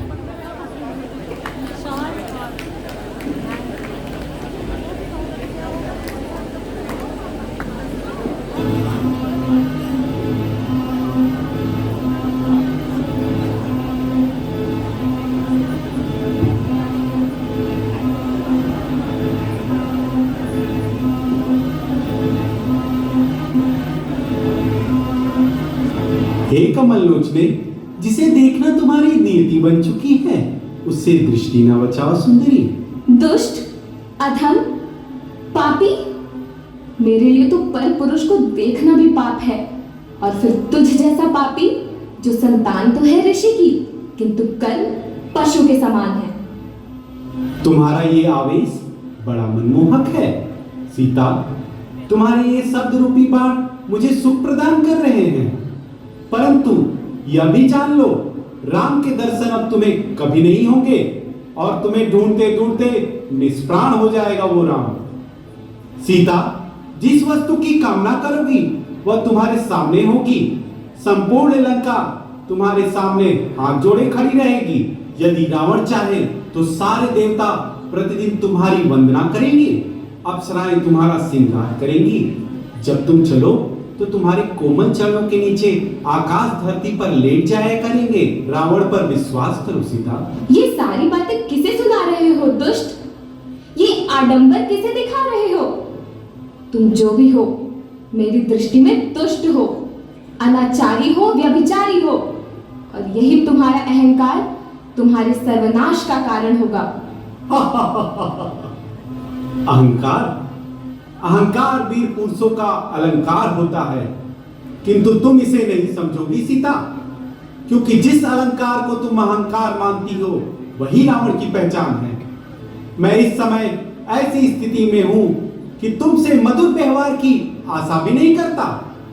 मैं तो तुम्हें केवल ये बताने आया हूं कि इस लंका से लौटना अब असंभव है। तुम्हारी भलाई इसी में है कि तुम जितना शीघ्र हो सके इस वनवासी राम को भूल जाओ और इस बलशाली रावण को अपने हृदय में बसा लो। नहीं। अतल वितल सुतल तलातल पाताल रसातल महिलोक जललोक तपोलोक सत्यलोक का अधिकारी हूं मैं, रावण हूं मैं। देवताओं के राजा इंद्र मेरी लंका की साफ सफाई करता है, कुबेर मेरे लंका का कोषाघर है, वरुण मेरी वाटिका में जल का छिड़काव करता है, सूर्य तथा चंद्र मेरी आज्ञा की प्रतीक्षा करते हैं और नवग्रहों के साथ साथ जिसने काल को भी अपना दास बनाया हो वो रावण हूं मैं, लंकेश हूं मैं। बस तू ये मत समझ पापी कि मैं लंका में हूं तो विवश हूं। मेरे पति श्री राम मेरे रोम रोम में बसे हैं, मेरी आत्मा में समाये हैं। जिस श्वास में राम का नाम ना हो वह श्वास सीता के कंठ के नीचे नहीं उतरता। हाँ। तू ये ना समझ रावण कि मैं भयभीत हूं। मुझे तो केवल अपने स्वामी और अपने कुल की मर्यादा की चिंता है। मेरा हरण करके तुमने अपने आयु के दिन सीमित कर दिए हैं रावण। तेरी मृत्यु होगी, अवश्य होगी, मेरे पति श्री राम के हाथों होगी और तभी मुझ पर लगा हुआ ये कलंक धुलेगा। पंचवटी में लक्ष्मण रेखा तोड़कर मैंने ये संकट मोल लिया है, किंतु अब सावधान रावण, इस समय तू जहां खड़ा है यदि तुमने अपनी सीमा लांघने का दुस्साहस किया तो तू जलकर भस्म हो जाएगा और मैं अपने प्राण त्याग कर ये कलंक धो डालूंगी। नहीं नहीं नहीं सीता, अब इसकी कोई आवश्यकता नहीं, और नहीं मैं किसी भी सीमा का अब उल्लंघन नहीं करूंगा, किंतु अब तो मैं तुम्हें अपनी सीमा तोड़ने पर विवश करूंगा। मैं रावण हूं, लंकेश रावण।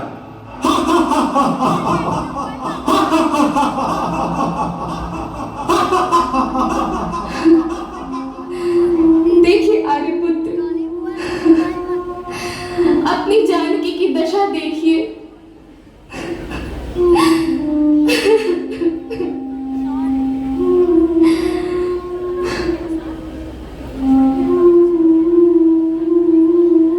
जय श्री राम। प्रणाम माते। कौन हो तुम? माते, मैं करुणा निधान श्री राम का दूत एवं सेवक हूँ और मैं उनकी ओर से यह मुद्रिका ले आया हूँ। मुद्रिका? कैसी मुद्रिका? मेरे श्री राम की मुद्रिका? पुत्र, तुमने आज सीता को नवजीवन दिया है। माते, आप चिंता न करें, मेरे प्रभु श्री राम के पहुंचने मात्र का समय शेष है। आप देखना, प्रभु श्री राम वानरों की सेना सहित यहाँ आएंगे और राक्षसों का संहार करेंगे। हनुमान, तुम मेरे आर्यपुत्र के प्रिय हो। यहाँ आकर तुमने जो मुझे संतोष दिया, मुझे सांत्वना दी, मेरे प्रभु का संदेश सुनाया, मैं तुम्हें आशीर्वाद देती हूँ कि तुम बल और बुद्धि के महासागर हो जाओ, तुम्हारी कीर्ति अमर रहे और तुम अष्ट सिद्धि और नवनिधियों के स्वामी बनो, तुम गुणों का भंडार रहो। मेरा जीवन धन्य हुआ, प्रभु श्री राम का कार्य संपन्न हुआ, आपके दर्शन हुए। मेरा कोटि कोटि प्रणाम स्वीकार करें माता। जय श्री राम।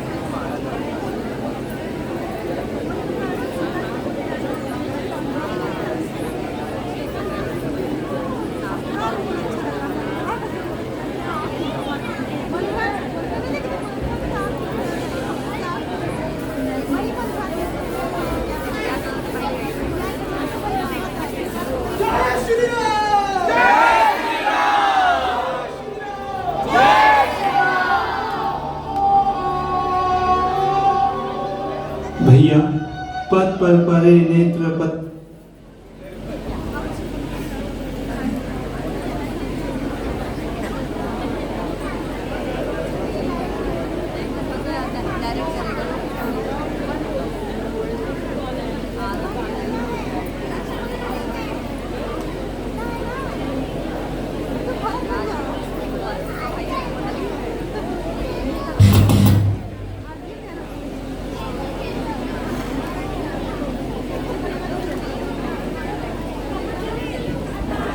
जय श्री राम, जय श्री राम, जय श्री राम, जय जय श्री राम, जय जय श्री राम, जय श्री राम,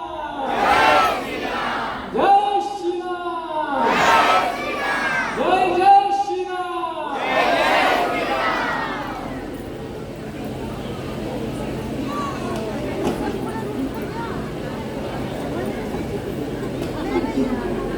कि तुम बल और बुद्धि के महासागर हो जाओ, तो का भंडार। श्री राम।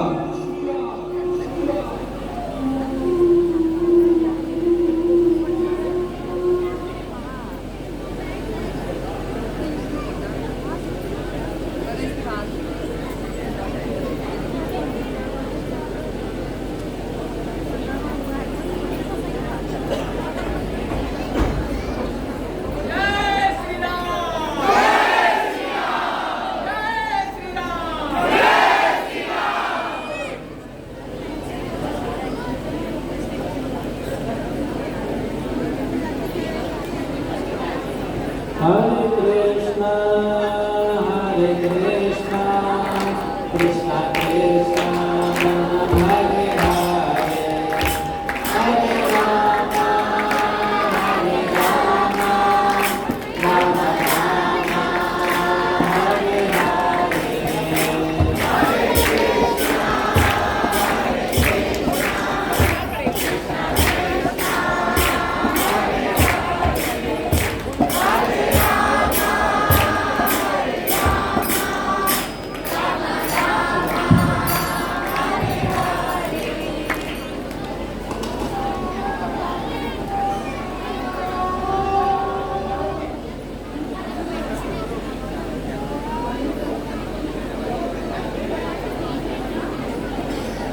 भैया, पद पर परे नेत्र पथराने लगे हैं।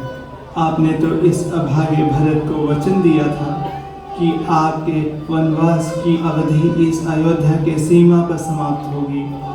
वह माताएं भी आरती का दीप लिए आपकी प्रतीक्षा कर रही हैं, किंतु अब तक आपके अयोध्या ना लौटने का कारण नहीं समझ में आता है। कहीं ऐसा तो नहीं भैया कि आपने अब तक इस अभागे भरत को क्षमा ही ना किया हो, या फिर आपकी मर्यादा पुनः आपको सिंहासन ग्रहण करने से रोक रही हो। भैया, यदि ऐसा कुछ भी हो तो आपके इस भरत का जीवन व्यर्थ है। आप जहाँ कहीं भी हो, सुन लीजिए, यदि आज संध्या तक आप अयोध्या नहीं पधारे, इस अभागे भरत को आपका दर्शन प्राप्त नहीं हुए और राज्य भवन में दिवाली ना मनाई गई, आपके चरणों की सौगंध भैया, ये अभागा भरत अपने जीवन की होली खेल जाएगा। मुझे तो अब ऐसा लग रहा है कि 14 वर्ष के अवधि में भैया कहीं मुझे भूल ना गए हों। जिसे धर्म का सूर्य कहकर स्मरण किया जाता है, उसे भला कोई कैसे भूल सकता है? हनुमान, मेरे मित्र। भरत भैया, मैं आपके लिए शुभ समाचार लाया हूँ। प्रभु श्री राम, माता सीता और लक्ष्मण भैया के साथ अयोध्या आ चुके हैं। क्या? भैया राम, भाभी सीता और भैया लक्ष्मण अयोध्या आ चुके हैं? आप मेरे लिए प्राणों से भी प्रिय और अधिक मूल्यवान हैं, जो आपने मुझे इतना आनंददायक समाचार दिया। हनुमान, मेरे राम भैया और सीता भाभी और लक्ष्मण कहाँ हैं? मुझे बताइए। उनके दर्शनार्थ मेरे नेत्र व्याकुल हो रहे हैं।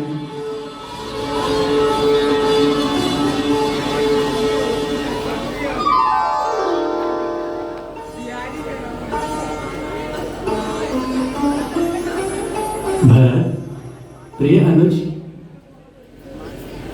भरत,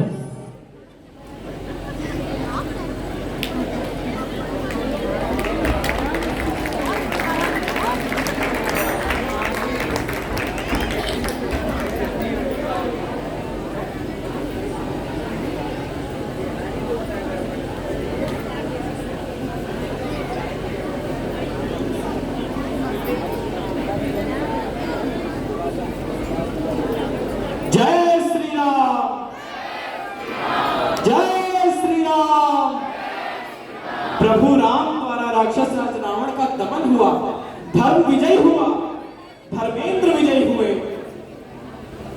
राक्षस राज रावण की मृत्यु हो चुकी है। एक एक पल भरत व्याकुलता से काट रहे हैं तथा उंगलियों पे अवधि गिन रहे हैं, किंतु दुख के बादल किंचित शेष न रह गए। सुख का सावन आतुर है धार लिए, प्राणी कितने खुश हैं देखो, द्रवित हो उठे हैं नैनों में प्यार लिए। प्रतीक्षित सरयू का अंतर्मन मानो सागर की गहराई हो, उमड़ रही कितनी लहरें जैसे नई नई तरुणाई हो। कितने सबरियां, कितने ही केवट, कितने भरतों के भाग्य खिले। मुक्त हुई जो संतापों से नदियों को पारावार मिले, नदियों को पारावार मिले। स्वार्थ भरी इस मानव में सर्वार्थ का अरमान ला रहे, अवध को राम आ रहे, अवध को राम आ रहे। जय श्री राम।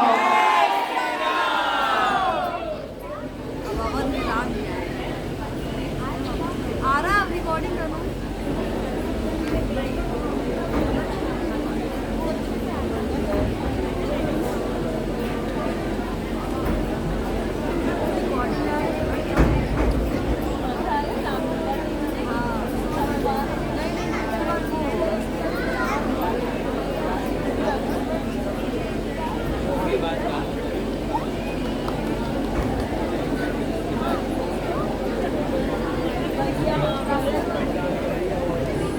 भरत, प्रिय अनुज भरत, भैया, भैया, भाभी, लक्ष्मण, भैया, आपके बिना तो अयोध्या निष्प्राण हो गई थी।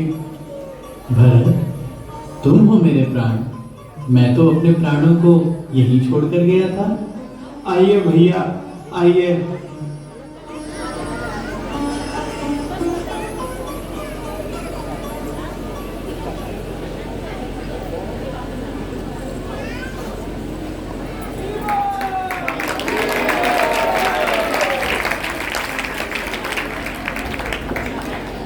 जय सिया राम, जय सिया राम। पूर्णतः वह प्रतीक्षित घड़ी आ चुकी है जिसका सभी को प्रतीक्षा थी। वनवास पूर्ण हो चुका है, राम, लक्ष्मण तथा सीता अवध को लौट चुके हैं। सभी तृषित नयनों की पिपासा मिट चुकी है और अंततः राम दरबार की वह शुभ घड़ी आ चुकी है। जय सिया राम, जय सिया राम, जय जय सिया राम।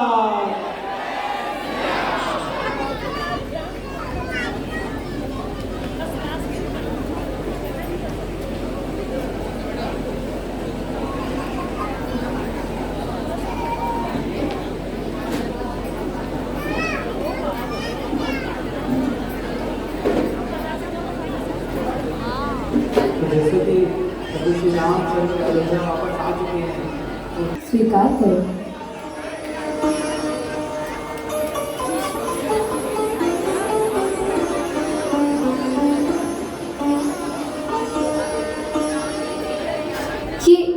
ये क्या कर रहे हो पुत्र? माते, मैं इन सब हीरे मोतियों में अपने प्रभु श्री राम को ढूंढ रहा हूँ, किंतु इनमें तो मेरे प्रभु श्री राम है ही नहीं, और जिनमें मेरे प्रभु श्री राम नहीं, वो भला मेरे किस काम का? प्रिय हनुमान, तुम्हारे जैसा भक्त ना हुआ है और ना कभी होगा। जब जब इस संसार में भागवत सेवा की चर्चा होगी, तब तब तुम्हारा स्मरण किया जाएगा। जहाँ मेरी पूजा होगी, हे पवन पुत्र, वहाँ तुम्हारी भी होगी।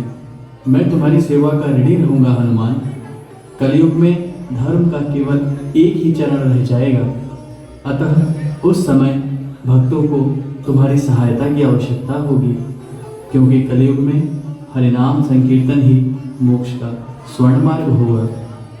प्रभु, अभी तो आपने रावण का वध करके अयोध्या वासियों का उद्धार कर दिया, पर प्रभु मैंने सुना है कि कलयुग में अधर्म की प्रधानता होगी, हर तरफ पाप और पाखंड फैल जाएगा, तब भक्तों को आपकी कृपा कैसे प्राप्त होगी प्रभु?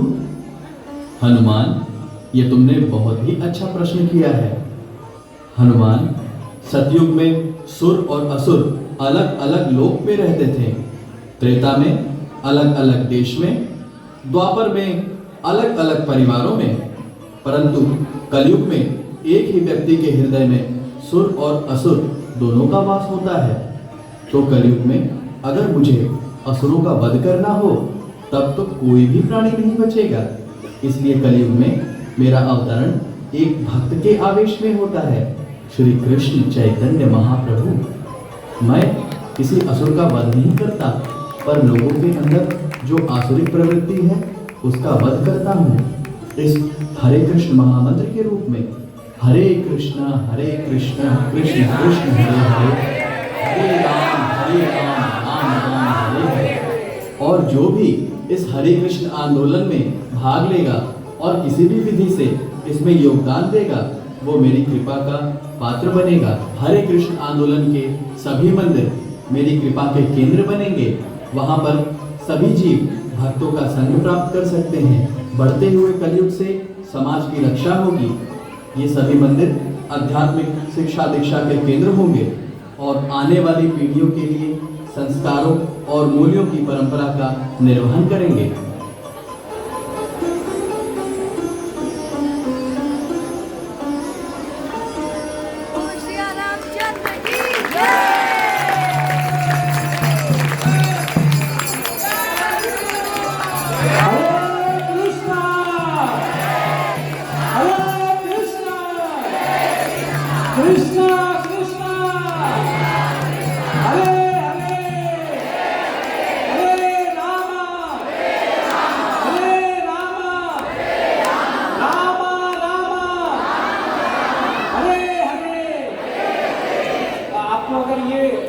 नाट्य अच्छा लगा हो तो जोर से मुझे जय श्री राम, जय श्री राम, जय श्री राम, जय श्री राम, जय श्री राम। इसका मतलब आपको ये रामलीला बहुत ही अच्छा लगा है। तो क्या आप भक्तों का उत्साहवर्धन करना चाहेंगे? तो मेरा सबसे आग्रह है कि प्लीज आप अभी मत जाइए, अभी भक्तों का बस 10 मिनट हम उत्साहवर्धन करेंगे और उसके बाद दीपदान होगा। आज कार्तिक का पहला दिन है, आज के दिन दीपदान करने का बहुत ही ज़्यादा महत्व है और दीपदान करने के पश्चात प्रसाद आरंभ होगा। सभी के लिए प्रसाद है, तो बिना प्रसाद लिए बिना दीपदान करे कोई भी अभी ना जाए। तो मैं राम के शब्दों से रिक्वेस्ट करूँगा कि सारे भक्तों का उत्साहवर्धन करें और सभी भक्त लोग स्टेज पे आ जाएं जो पार्टिसिपेंट्स हैं। हरे कृष्णा। साक्षी मेरे को बता रहे थे कि आप 2 मिनट कुछ कंक्लूड कर दीजिए, तो मुझे लग रहा था इतना अच्छा रामलीला होने के बाद अगर मैं एक आध साथ बोलूँ तो लोग मुझे मारना पीटना स्टार्ट कर देंगे। अभी बाहर कई लोग कई गेस्ट यहाँ से बस अंतिम समय में जा रहे थे, वो बोल रहे थे कि रामनगर में रामलीला होता है हर साल, लेकिन ये जो रामलीला हुआ है रामनगर में होने वाले रामलीला को क्रॉस कर गया। ऐसे साल में कम से कम 3 बार होना चाहिए। इन्हीं भक्तों के द्वारा एक रामलीला, एक कृष्ण लीला और एक गौर लीला। हम इस ड्रामा के सभी पार्टिसिपेंट्स को स्टेज पर बुलाना चाहेंगे और सबको प्रस्तुत करना चाहेंगे। हरे कृष्ण महामंत्र की ध्वनि से हम सभी कलाकारों का स्वागत करेंगे स्टेज पे। हरे कृष्णा हरे कृष्णा कृष्णा कृष्णा हरे हरे, हरे राम हरे राम, राम राम हरे हरे, हरे कृष्णा हरे कृष्णा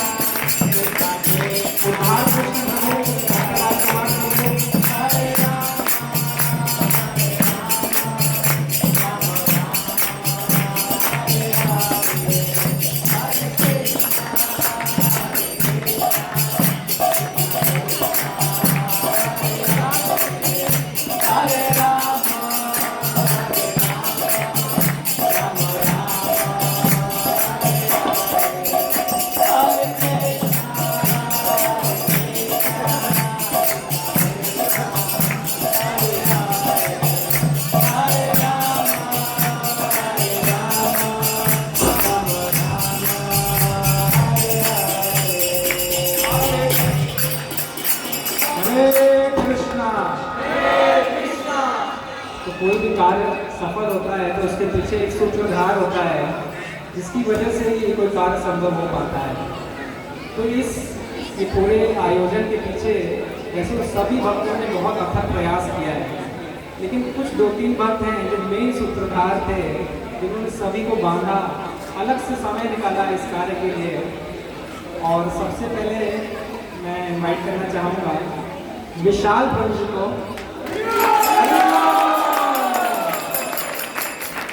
तो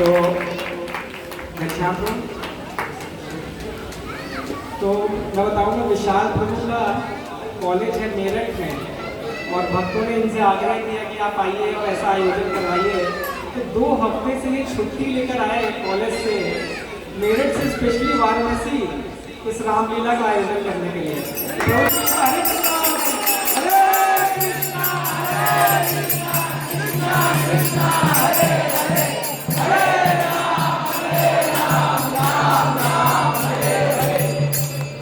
किशोरी किशोर से रिक्वेस्ट करूँगा कि प्रभु जी को एक छोटा सा ब्रेक स्वरूप है। हरि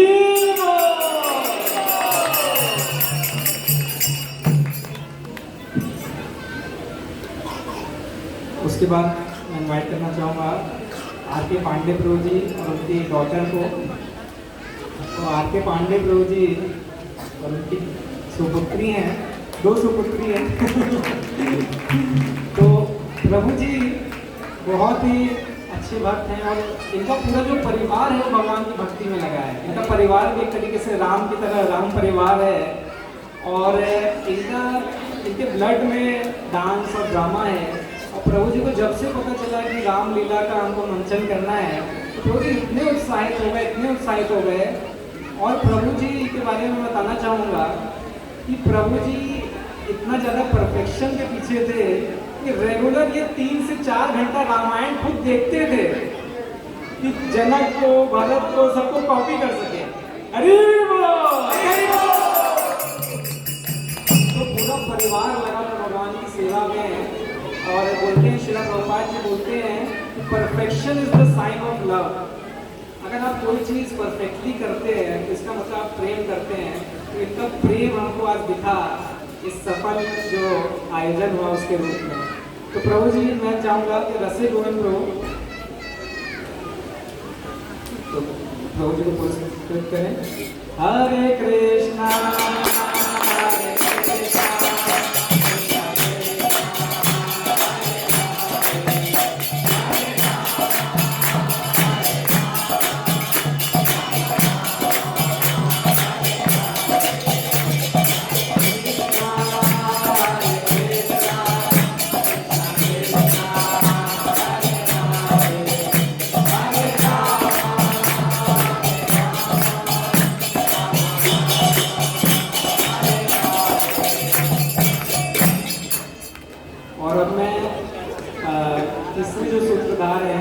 सचिव सेवक प्रभु जी।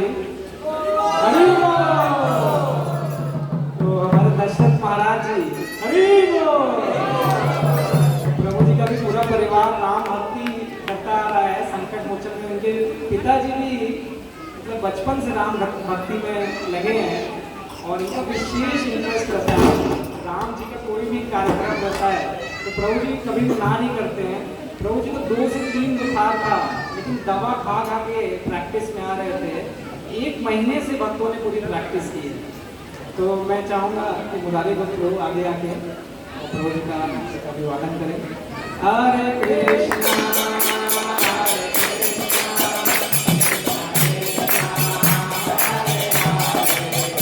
हरे राम हरे राम राम राम हरे हरे। और सभी कलाकारों ने बहुत ही अथक प्रयास किया है। मैं विशाल लोग से बोलूँगा कि प्लीज़ आप सबको इंट्रोड्यूस कराएं और सबको एक साथ हम लोग गिफ्ट्स दे सकते हैं।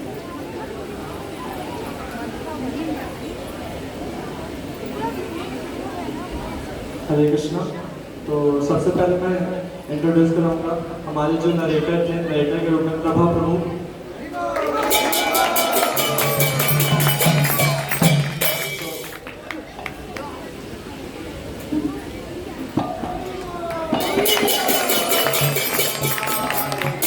माता के प्रेम के रूप में कलोनी माता जी।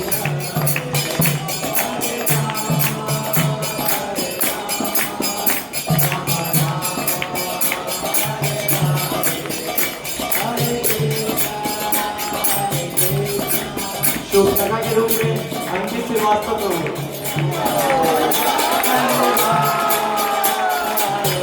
शून्यता और मंत्रा अंकित श्रीवास्तव प्रभु।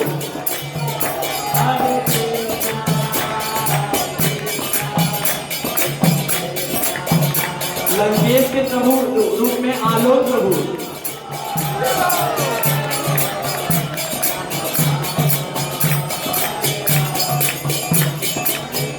और हनुमान के रूप में गौतम प्रभु।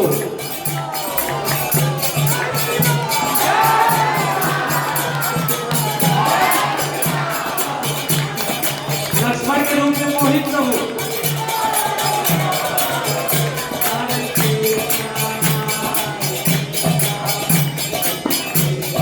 भरत के रूप में प्रज्वल प्रभु।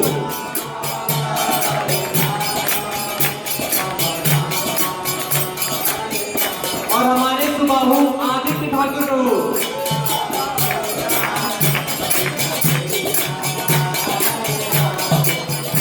अहिल्या के रूप में सलोनी माता जी। सीता की सखी के रूप में माता जी अश्वत्था माता जी और सुषु माता जी। और श्री रामचंद्र जी के रूप में गौरव प्रभु जी। हरि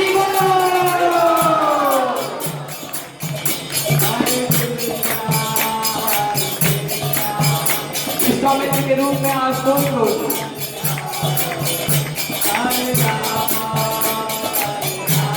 झांसी के रूप में श्री लक्ष्मी माता जी। और दान से सागर प्रभु जी। हरि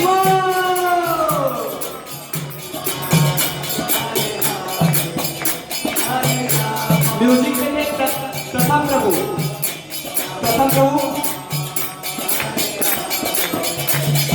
और लाइट में थे लकी प्रभु।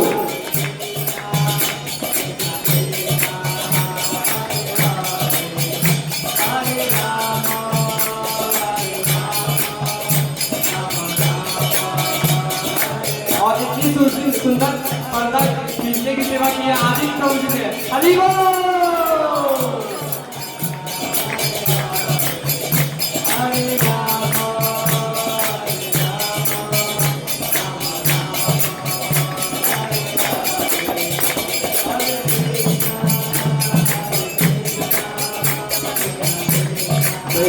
प्रोड्यूसर थे श्रीमान शांति मुरारी प्रभु जी।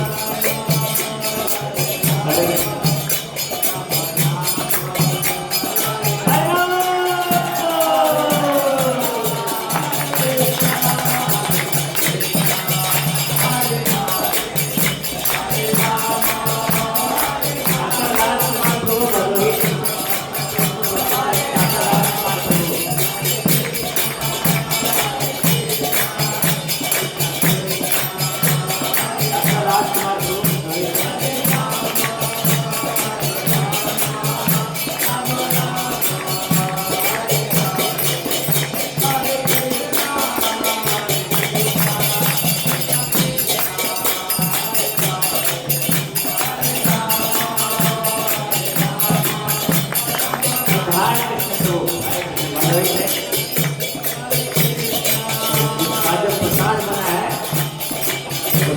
को भी इसका नेतृत्व किया है और भारत की जोड़ी है।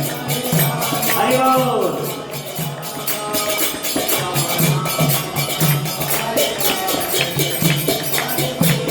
कोई कार्यक्रम के सूत्र से अंदर वीरों से इसका सपना साक्षी नायक प्रोवी ने देखा था, उन्होंने कल्पना किया और इस कल्पना को बहुत सारे भक्तों के माध्यम से साकार किया। आज हमारे सामने नाटक प्रस्तुत हुआ। इसका दिव्या रूप सम्मान करके हमारे गुरु के कारण होना है।